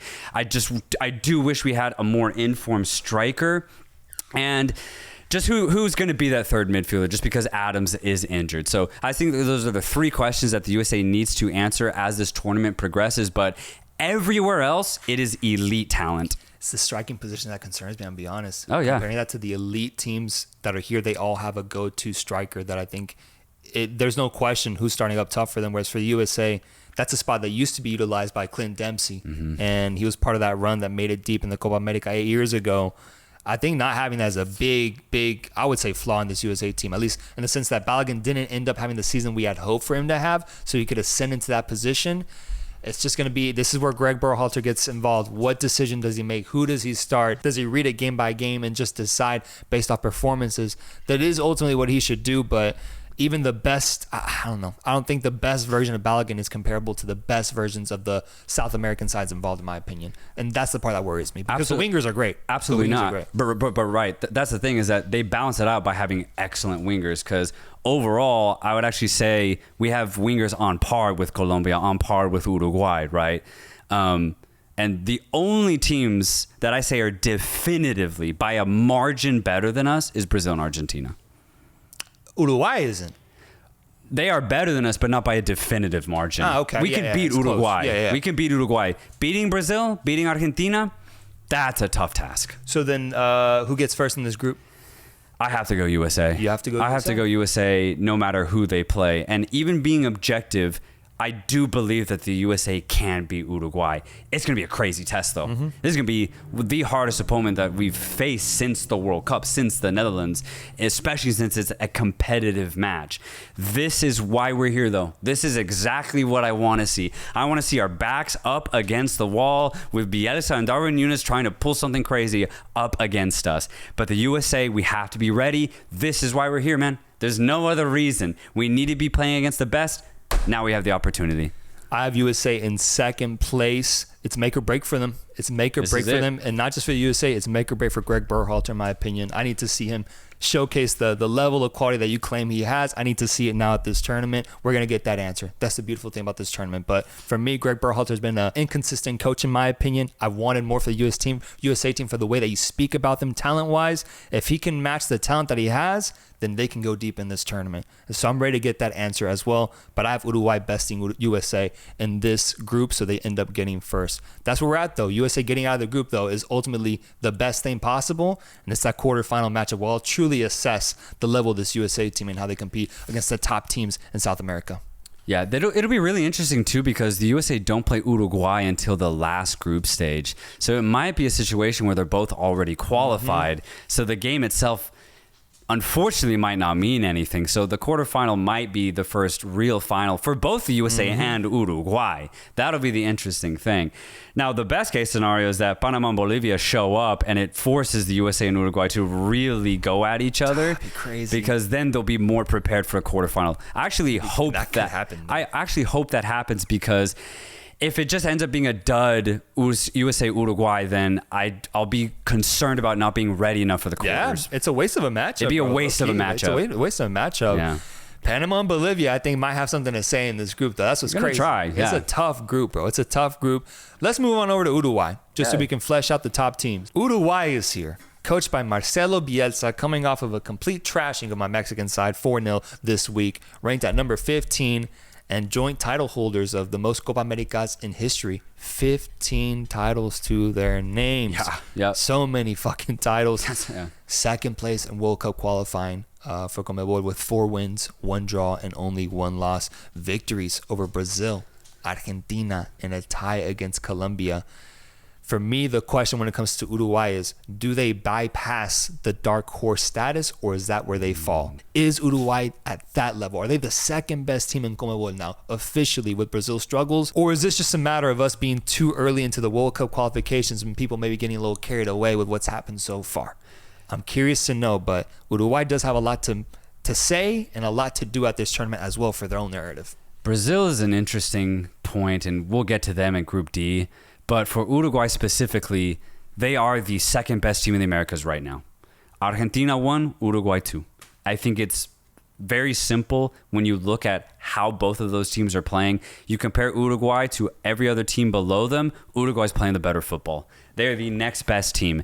And I would say, yeah, title contenders. Dark horse is interesting because that also means they're contending for the title. But I think the form that Uruguay are in right now, they can get to the final and they can win this whole thing. What's really interesting about Uruguay, though, is the Bielsa factor, because the reason why Uruguay are playing so well right now, I really do think is because of him. His impact has been night and day at Uruguay, and I think it ultimately comes down to 2 things. One, his tactics, right? Especially at Leeds, he liked to play a very aggressive, very pressing type of football, win the ball high up the pitch, and then go. When you have players like Valverde, Ugarte, Darwin Núñez, Pelistri, that fits pretty well to this Uruguay mold already. So you add in the aggression and the fact that Uruguay are playing at a very efficient rate in front of goal right now, you get a really aggressive offensive product in Uruguay. That's all Bielsa. I think the second factor why Uruguay are playing at a really high level right now is because when you look at their last 2 World Cup performances, they looked a little lost, truly. And I think it was mainly because they were relying on a lot of their old guard. And they should have. Edinson Cavani, Luis Suarez, man, what they did in 2010 and 2014 will go down in history. Yep. Legends, the storybooks for Uruguay. So it makes sense that they still tried to rely on them in 2018 and 2022. But I think with Bielsa coming in, he's recognized, all right, we got to let these guys go and we got to stop relying on our stars and start playing team football. Uruguay obviously has the quality to play team football, and I think they actually just now are executing it. So those 2 factors, Bielsa's tactics, and now that Uruguay are playing like a team, I think equates to Uruguay playing top football. Man, I'm heavily considering the finalist in this tournament. Oh, yeah. I'm heavily considering it, man, because I just get questioned about Uruguay in a big tournament setting because you're right. The past 2 World Cups have been really disappointing from them. They got grouped at this last World Cup, which is just ridiculous. But a new guard has come in. Marcelo Bielsa has led them to a new shift in energy and belief. And I think that's showing, bro, with the results that we're seeing so far. But in a big matchup against like Brazil in the semifinals or even Colombia in the quarterfinals, can they overcome that? I don't know, man. I don't know. I guess that's a question that I have left to see for this Uruguayan team. On paper, and so far what we've seen in other tournaments like the World Cup qualifying, they can do that. And that's why they are ranked so highly and respected. For me, it's just that the bright lights moment for a team that hasn't truly been there in the sense of now they don't have their veterans. Now it's just the youngsters. Ronald Araujo, Valverde Ugarte as that pivot in the midfield. Nicolás de la Cruz, Darwin Núñez, Bentancur, Rochette. Like, these guys haven't really been in a big tournament setting with the lights bright, shining bright on them. I want to see how they do, but if they live up to their potential, they're finalists in this tournament. Yeah. And honestly, a threat to lift the title if they can defeat probably Argentina in the final. Yeah, there was a moment in that Uruguay-Argentina game in Buenos Aires where on the first goal, Matias Viña pressed, I think it was Nahuel Molina, so hard, so high up the pitch. He wins the ball, pushes the ball across the post, and Araujo ends up finishing it. And I had not seen Uruguay do that since 2014. That image, bro, I remember, it was away from home, no? It was away from home, and it was just nuts to see how aggressive they were. And the fact that happened on the road, I think really is Bielsa, because I really do think he is doubling down on the idea that, look, guys, Matias Viña, you couldn't hack it in Europe. But within this scheme that I have set up, you can be successful. And I think he's told that to pretty much every single player, because the way they're playing right now is with an air of extreme confidence. It's why I think that they can succeed in a semifinal or finals situation now, because I think their mentality has completely changed. I'm interested to see, man. I'm interested to see because they haven't lifted the Copa America since 2011, I believe. So I know Uruguayans are thirsting for another victory here. And the thing is, the talent has arrived, man. Like, they got world-class talent on this team now. I want to see them actually live up to that potential. So that's why I'm going Uruguay in first place. I'm very interested to see what does the USA-Uruguay matchup look like, because for as much as that tells about the USA, it'll actually say a lot about Uruguay as well. It will. If it ends up being competitive, right? Because it is the third matchup of the round. So I'm interested to see this entire Uruguayan experience, bro.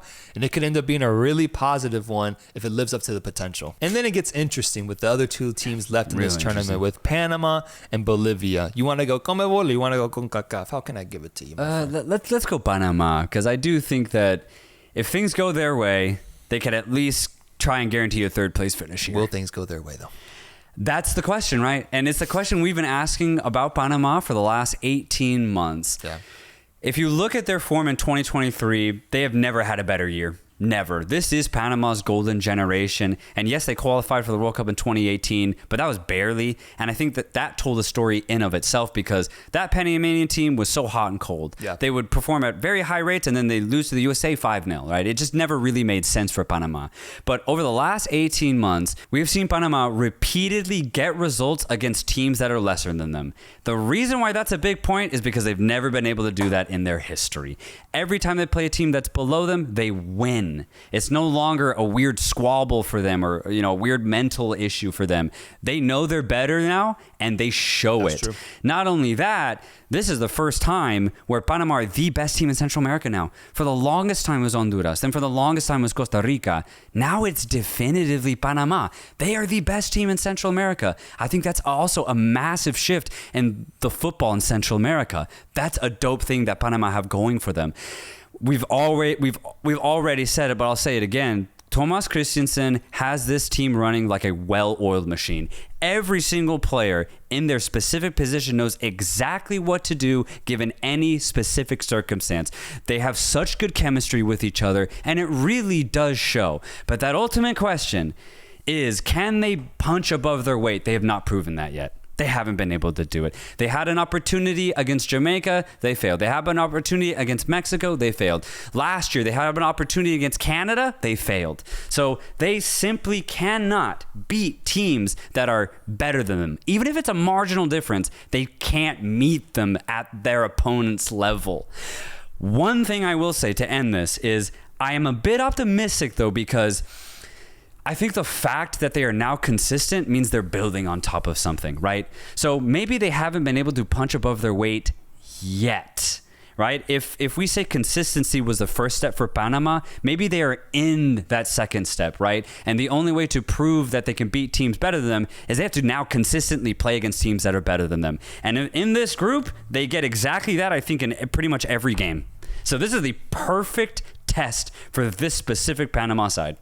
And that's why I believe that all of this will amount to July 1st, Monday, 8 p.m. Central Time. Don't even bother watching Panama, USA. Don't bother watching Panama, Uruguay. Panama's best moment will come against Bolivia in that third round matchup at 8 p.m. July 1st, Monday. Let's go. Tune in, folks. Panama's getting a result over Bolivia. That's what all that amounts to. I think it's a result over Bolivia to get third place. Yeah. That's it. And I'd be happy with that. Honestly, like, considering you have USA and Uruguay in your group. Brother. Come on. And they're trying to achieve big things, bro. Like, they can't let Panama get in the way. No. And I don't mean that disrespectfully. I mean in the sense of the narrative for those teams right now is just on a different level than Panama's. Yeah. And I respect Panama so much, but they're not there yet. They're just not. And I think where they do match up with is Bolivia's narrative. And I think they can overcome that Bolivian air that it can oftentimes be threatening. They're going to overcome that. They're going to beat the Bolivians, and they're going to get 3 points, and they're going to celebrate that like they just won the Copa America itself, because that'll be indicative of the progress they've done these past 2 years with Thomas Christensen at the helm.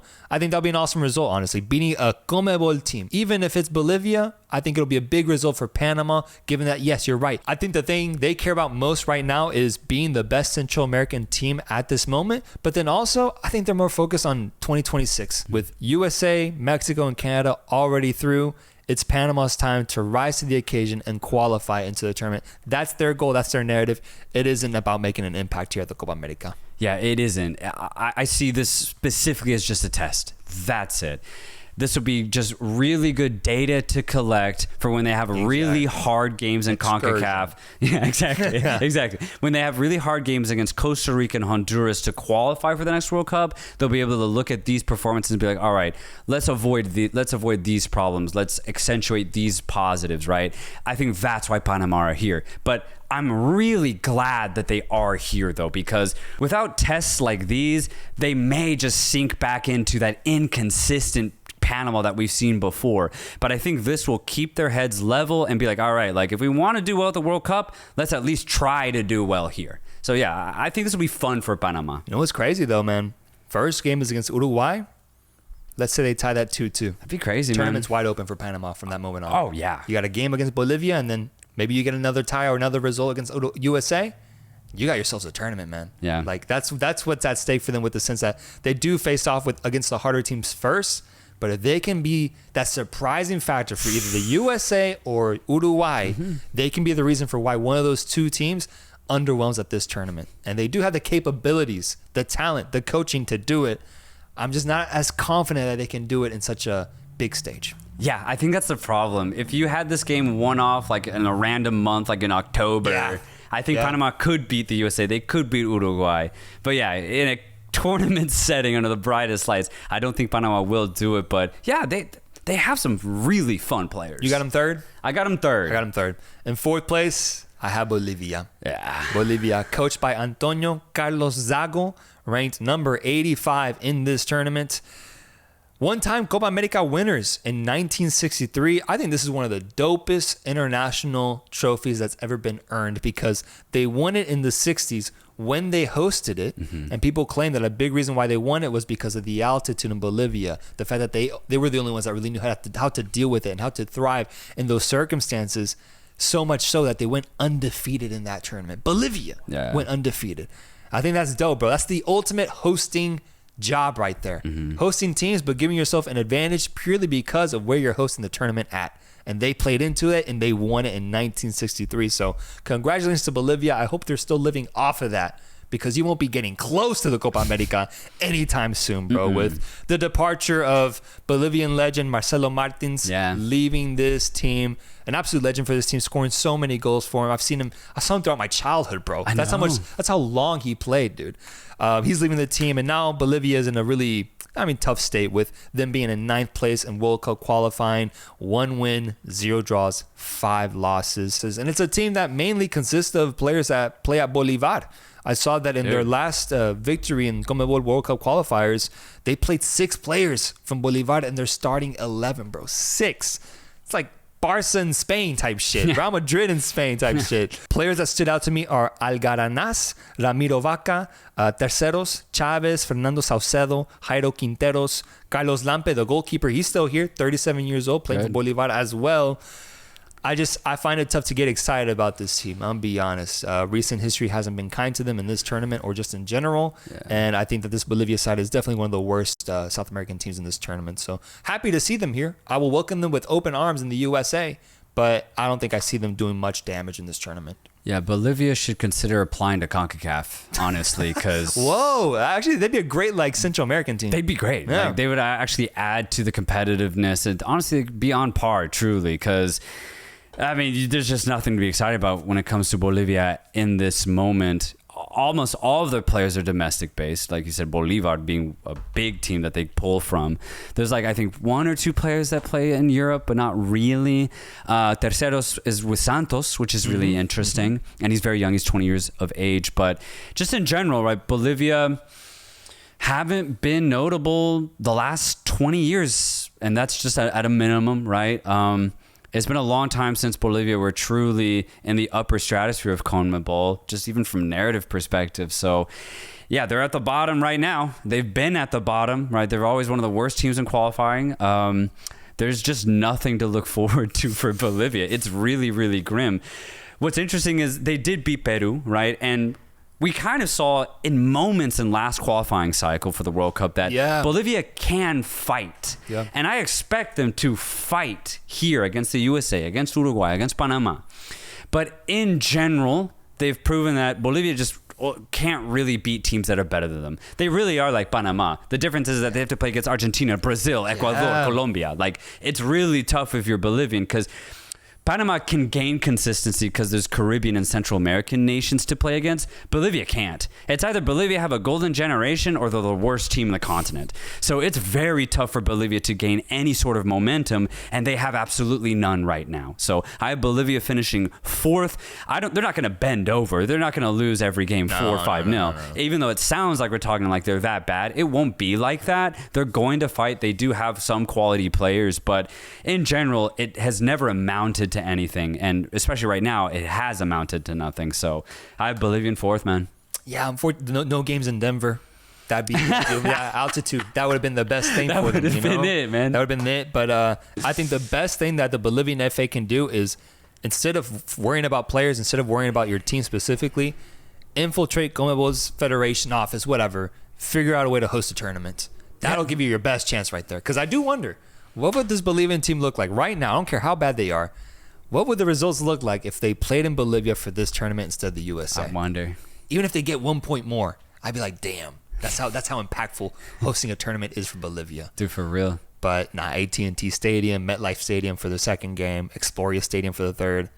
I don't see it happening for them. I don't see it happening, man. So in first place, I have Uruguay. You have USA. Yes, second place, I have USA. You have Uruguay. Third place, Panama. We both agree on Bolivia in 4th.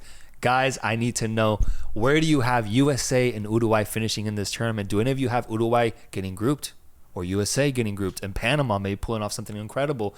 Let us know in the comments down below. Copa America is getting really, really exciting. Group D has Brazil, Colombia, Costa Rica, and Paraguay. Where do we start?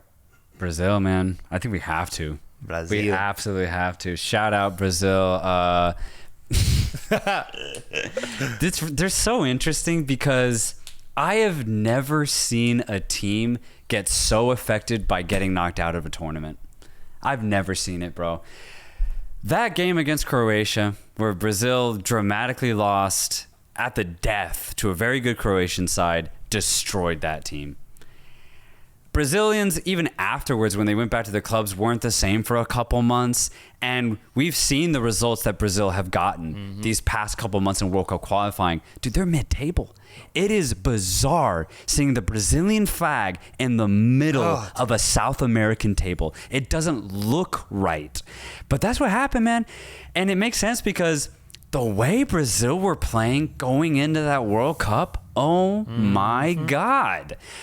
They disrespected themselves by not getting the semifinals. Yeah, and all football fans and all lovers of the game disrespected us, slapped us in the face. Slapped us in the face. And I think it makes sense that it affected them so deeply because they knew that they should have gone to the semis. And at that point, they probably believed that they would have gone to the final. Argentina-Brazil final. They robbed us. They robbed us. Not the Croatians, the Brazilians. The Brazilians did. They should have closed that game out. Man. Exactly. Croatia did what any team would have done. It's Brazil's fault entirely. And so that's why I think Brazil have been in this really weird mode, in this really weird run of poor form.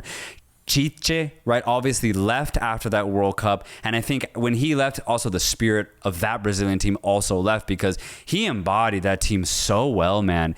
In comes Fernando Diniz as the caretaker, and it just didn't work at all whatsoever. So much so that right at the end of the year, they get Dorival Jr., the Sao Paulo man, to take over as either caretaker or as permanent manager. Who knows at this point with Brazil?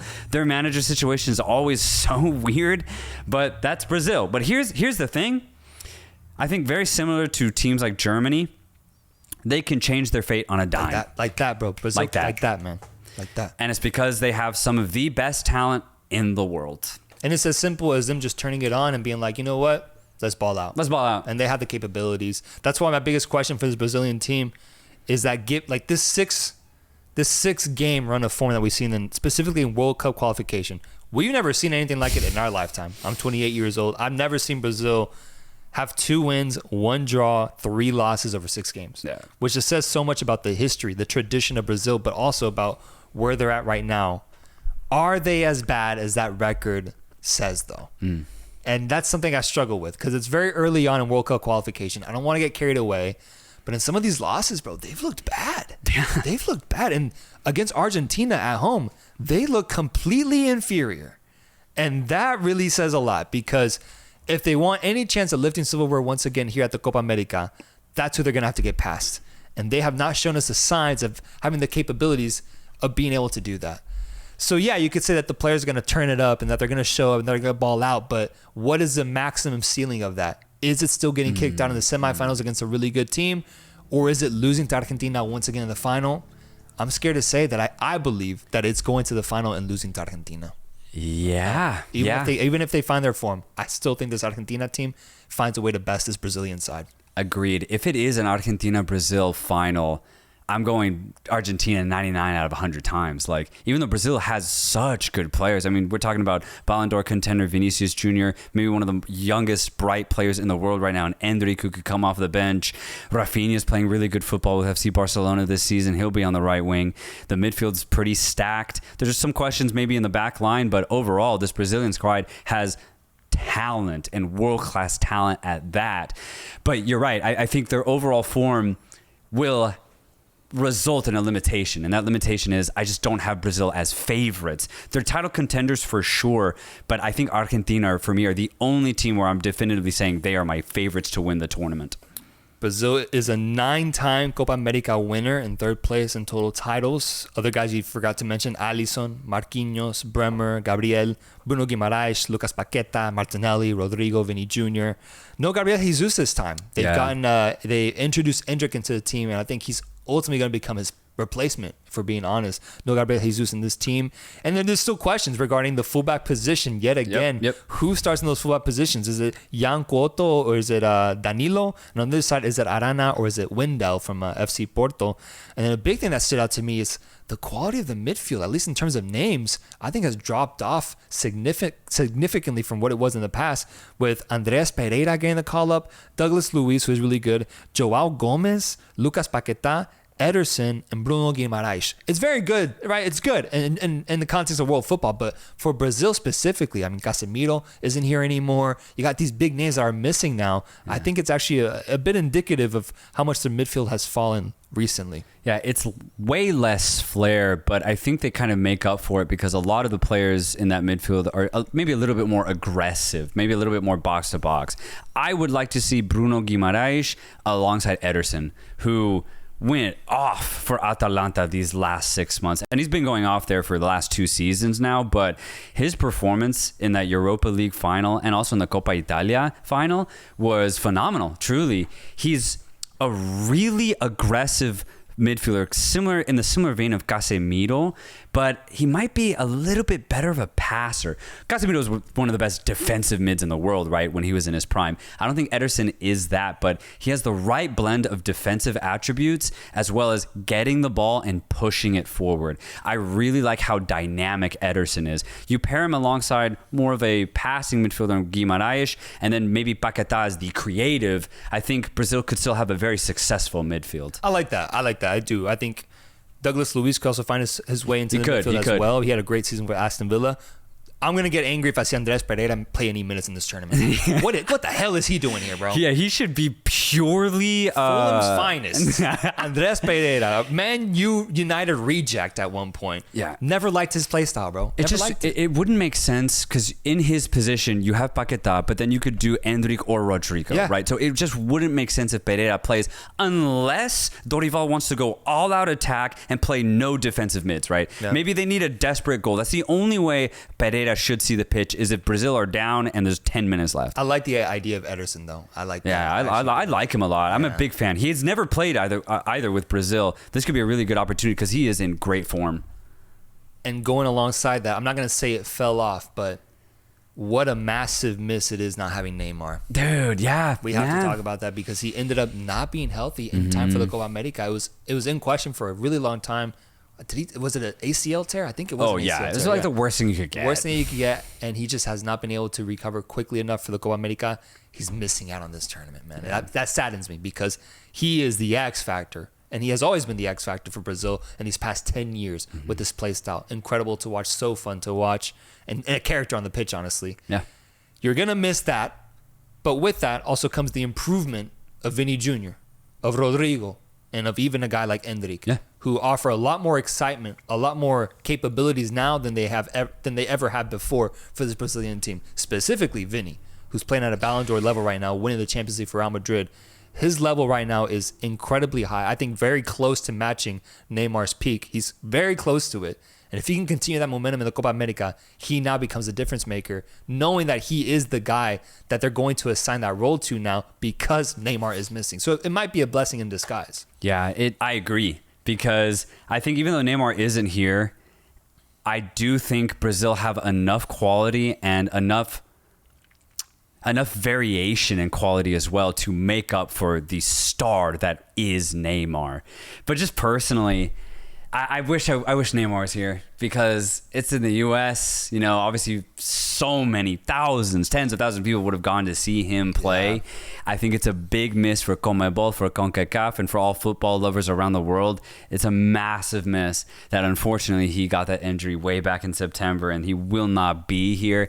And it also sucks because he's 32, right? So this would have been his last Copa America where he could have gone off because the next time he's at a Copa America, we don't know. Yeah, we don't know how he'll be a completely different player. Like, he could be still just as good, but probably more of a passer than a dribbler, right? Yeah. So I just would have loved to see Neymar one more time in his prime at a Copa. Won't get to see it, but maybe we'll get to see it at the World Cup. That will be interesting. But just in general, maybe they lose Neymar in that wing position, but like you said, they make up for it with Vinicius. I look at the center back situation, and honestly, I like what I see because you have Gabriel from Arsenal, who's been incredible, one of the best center backs in the Premier League for the last 2 seasons. And then this season, the rise of Lucas Beraldo at PSG. I mean, I could see him starting alongside Gabriel, and personally, I'd probably start him over Marquinhos. People like Bremer a lot. Bremer's good, yeah. Like Bremer's good too, yeah. They like Bremer a lot, but Marquinhos too. Yeah, the center back situation looks fine to me. And then goalkeeper Alisson. Oh, yeah. It's so solid, one of the top goalkeepers in the world. Exactly. They're finals contenders. For sure. They do have such a tougher path in comparison to Argentina, though. And I wonder how does that play an impact. I could see Argentina having such a simple path that either it improves their play or hurts them in the sense that they don't really truly face off against a competitive side unless you consider Ecuador that. Yeah. Whereas Brazil will have to get past Colombia in the group stage, then either Uruguay or USA in the quarterfinals, and then either Uruguay or USA in the semifinals. Yeah. That's 3 solid teams that they got to get by. And by then, if they beat those 3, then they'll have the confidence of like, okay, maybe now we can beat this Argentine side who's had a cakewalk to the final. That's the only aspect I can see here. But ultimately, they do have a much tougher path to the final, but it's there. They are the best team on paper in the sense that they do have the players to be able to pull off these big results and bring the trophy back home to Brazil. I'm just hesitant. I'm hesitant to give them that over Argentina. Yeah, for sure. And when you look at the caps that a lot of these players have, it's in the low end. Like a lot of these guys have been in the Brazilian mold for a while, but I mean, outside of the obvious players, these guys haven't really featured for Brazil. So there's also an inexperience factor that's at play for Brazil going into this tournament. I hope that they use that to their advantage, as in use this tournament to forget about the World Cup qualifiers, to forget about 2022. Let's just have a clean slate here. Press the reset button.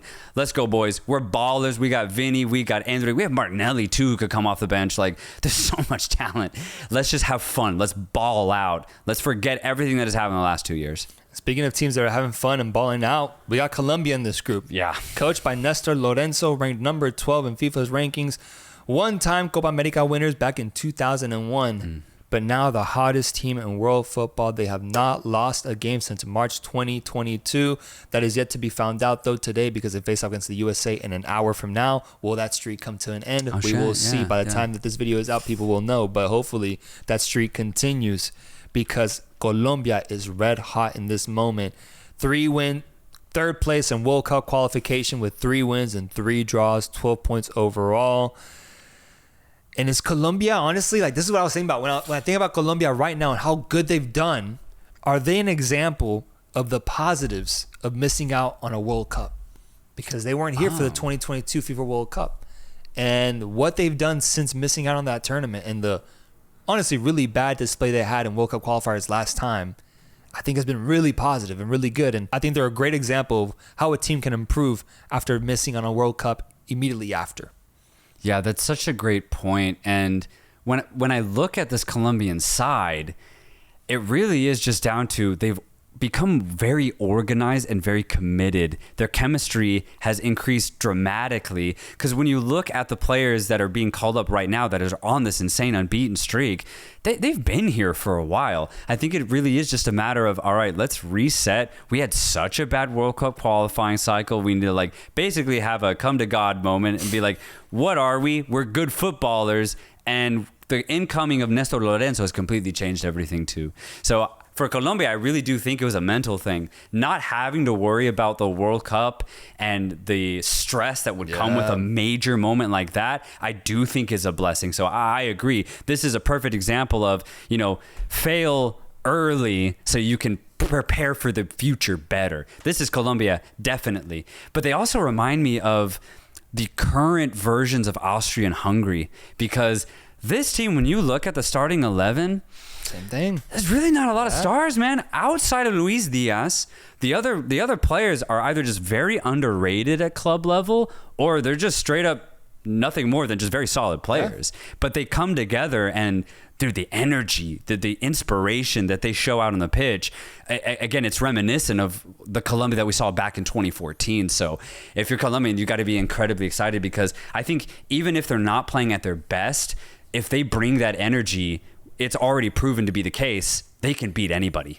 It's crazy, bro, because Luis Diaz, I mean, he's great too, but I don't think he's a superstar. He's not a top 10 player in the world, whereas like Gareth Bale for Wales was. He was a top 10 player in the world, but he just didn't. He had a much weaker team at the international level. But even with that, Colombia is able to find a way to get so many good results.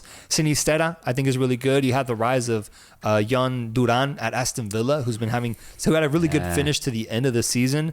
James Rodriguez is still here, bro. Crazy, man. He's still here. He's an anomaly, man. An anomaly, bro. International player only at this point, man. Only? Like he was born and bred for international games, and that is it. Jefferson Lerma, John Arias, Carlos Cuesta, Mojica, John Lucumi, Yasser Asprilla. And I mean, the biggest missing piece that won't be here is no Falcao. Falcao's route is finally done. Finally done with the Colombian national team. But for me, when it comes to Colombia, bro, first question is, can they defeat Brazil or top the group? Do you think they have the capabilities to do that? Or is there a clear limitation? No, I think they can. I think Colombia's form is too good to ignore. They are red hot. And Brazil have uncertainties, right? If this was the Brazil before the World Cup, even if Colombia were in this form, I would say no, they couldn't beat them.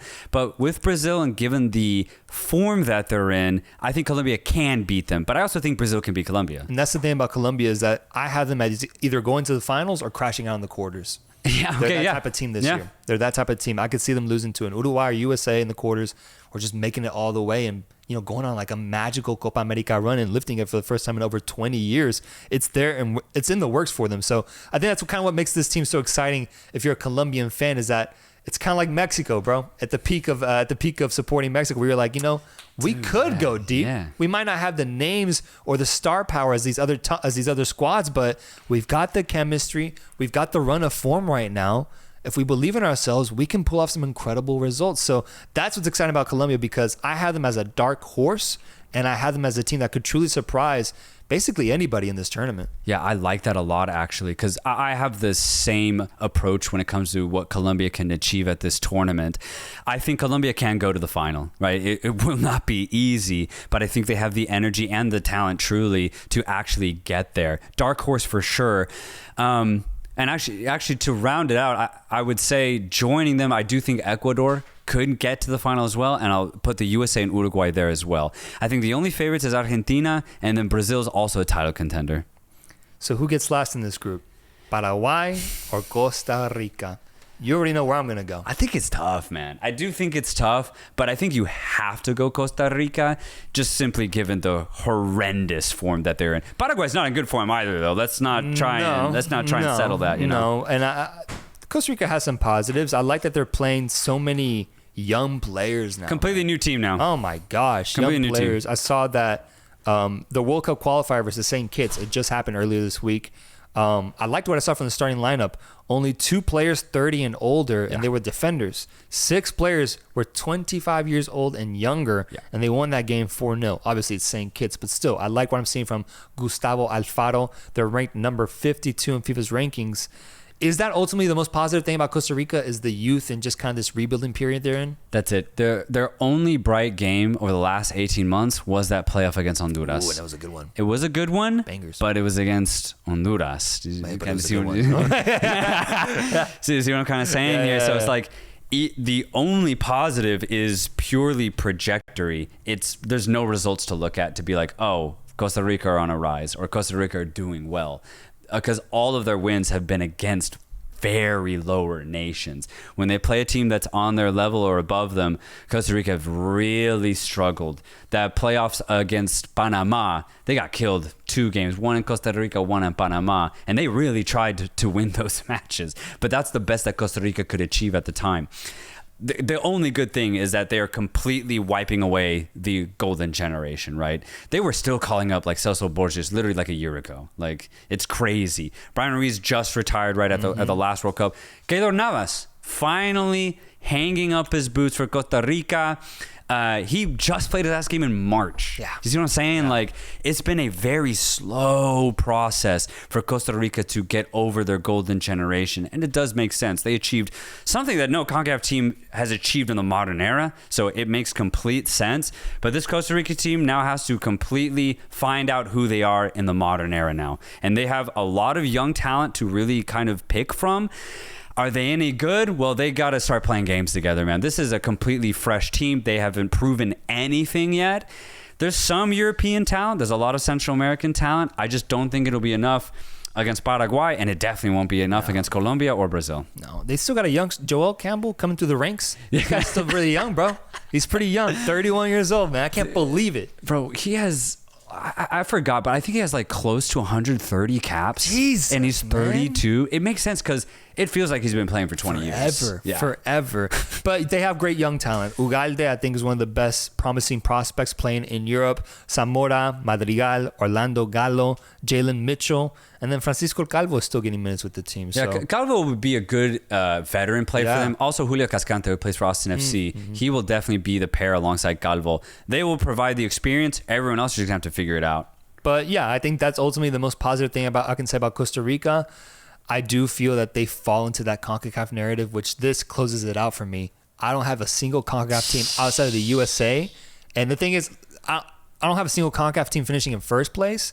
And then I have the USA being the best version of that, getting second. But the rest, third and below, bro. That's crazy. I see CONCACAF as just really bad timing ultimately. For as much as I love this tournament being here in the States, I think the timing hit these teams at a really bad time. Canada, it would have been great if it had happened 2 years ago for them. Mexico, 4 years ago for them. For all these other teams, I think it's just they're all obviously in a transitionary period. And Panama, I think maybe them 2 years from now would have been a better matchup for them. Yeah. Who knows? But I'm concerned for CONCACAF. I'm very scared. I think Conmebol is going to show out. And so I have Costa Rica getting fourth place in this group. USA will make up for all of the CONCACAF's undoings by getting to the final. So don't worry about it. That's the hope, bro. That's the hope. And the last team here to review is Paraguay, arriving into the tournament, coached by Daniel Guerrero, ranked number 56, currently 7th place in World Cup qualifiers with 1 win, 2 draws, and 3 losses. 2-time winners of the Copa America. Wikipedia says this, not me, but Paraguay can historically be considered South America's best of the rest, as they are ranked 4th in the Copa America's all-time table behind Conmebol's big 3 of Argentina, Uruguay, and Brazil. Damn. Okay, I'll take that. Will you take the fact that the success was in the 40s and 50s? You'll take that. Yeah, I'll still take it. I think didn't they get out of it's not hard to get out of the group stage though when there's only 12 teams, but yeah, never mind. Anyway, yeah. Now, am I tripping, or is a front line of Kaku, Sanabria, Almiron, and Enciso obviously the best thing Paraguay has going? It's all they have going for them. But here's the problem. The rest of the team doesn't come anywhere close to those players technically on a technical perspective. So those players can't combine with anybody. So they have to resort to just physical play, choppy play. That's why Paraguay are so poor right now. Because even though they do have good players like Almiron and Kaku Romero, it doesn't mean anything if you can't combine with your fullbacks. It doesn't mean anything if you don't have a real striker to actually send crosses into. It doesn't mean anything if you can't play 1-2s with your midfield, because the rest of Paraguay simply doesn't cut it. Paraguay's fullbacks are a pair of ways. That makes sense? Pair of ways. Better way. Yeah, I think that kind of makes sense. It kind of makes sense. That kind of makes sense. Yeah, I think that's the biggest difference that stood out to me was just how good the front line looks, bro. If everyone's healthy and everyone's attending the match too, that's the thing. Julio Enciso was out for a majority of the season. He's now getting back into health. I wonder how much confidence the coach will give him. Miguel Almiron, does he have a role in this team right now? Because he didn't play much from Newcastle this year as well. He has a role, but it won't be a truly impactful one. He'll be a nuisance for defenses, but he's not going to be the guy that you just like swing it to, like you could with Luis Diaz, for example, right? Yeah. He's going to be doing his best, but that's my point. Like, Paraguay have good players, but even them at their best, not that good. Let's be completely honest. When you compare it to Colombia, when you compare it to Brazil, right? Even the USA. So, sure, Paraguay have good players. I think their best assets are in the center back positions. You have Omar Alderete, starting center back for Getafe, and Gustavo Gomez, captain for Palmeiras, right? And he's won title after title in Brazil. That's why Paraguay are able to keep most games tight, though, because their defense is so tight and they're more keen to defend than attack, honestly. That's their best asset. It's their defense. They've only conceded 3 goals in qualifying, so that's pretty good for 6 games, 3-goal concession. That's actually excellent. The problem is they have 0, and I mean 0 offense. Kaku, no love for Kaku. AFC Champions I love League that, man. winner. Kaku, bro, no love there. He just can't do it alone. That's the problem. Like, I have a little bit more belief. He can't do it. More belief in this Paraguay side. He can try. They can try. They're getting third, but I'm just saying maybe they're doing a little bit more convincing way than what you think. They're gonna keep it tight, but I don't consider that convincing. Because for me, convincing is, getting a lot of chances on goal. And if you lose that way, then I'd be like, you know what, great game. But for Paraguay, it really is park the bus and just hope Almiron or Kaku can do something crazy. And I just don't respect that style of football. 3-0 win against Costa Rica. What does that do? Okay, yeah. No, Yeah? that's doable. 2-0 win against Costa Rica. What does that do? That's also that's more like, I think 3 is a lot for Paraguay, but 2 is very doable, I say, against Costa Rica. Will we consider that convincingly getting third? What do we mean? They're definitely gonna get third. No, bro. I know, but I'm saying the way they get it matters to me, right? Oh yeah. So I'm saying I need them. No, I'm not even looking at the Costa Rica game. I'm looking at the Brazil Colombia games. They tie one of those two. That would be nice. Okay, that would get you. That would get me. I'd be like, oh shit, I actually underestimate. Even if they finish third, if they tie Colombia or tie Brazil, any of them, they tie them, I would say I underestimated them. What if they lost by 1 goal, played a tie, 90th minute winner from Vinny, 90th minute winner from Luis Diaz? They would have to have several shots on goal. I'll take that. Tight wins don't do it for me. But When it comes to Paraguay, it doesn't do it for me. They hit the post a couple times in the game. Even one time, I'll take that, and they lose 1-0, I'll take that. You'll take that. I'll take that as they did better than I thought they would. I'll hold you to that. Yeah, I'll remember that. Yeah, I'll hold you to that. The Paraguayan bet that we have going then. Okay, Let's see how it goes. But ultimately, I agree. Third place for Paraguay is all I see out of them. Paraguayans, let me know. Let me know what we're missing from your team or what you think will happen in this tournament for Paraguay. Will you guys achieve a ceiling much more higher than we're projecting, or do you all see a third place finish, maybe even worse than fourth? And so that means that for Group D, we have Brazil in first, Colombia in second, Paraguay in third, and Costa Rica in fourth. Let us know your thoughts on Group D. Who do you have winning this group? Is it Brazil? Is it Colombia? Is it fucking Costa Rica? Who is it? Let us know in the comments down below. And that rounds it out for our Copa America preview. Dude. We will be back very, very soon with live streams and post-match reactions for every single one of these games. So make sure to comment, like, and subscribe on this video and join the Give and Go community for what's going to be an insane summer. Until next time, guys. Peace.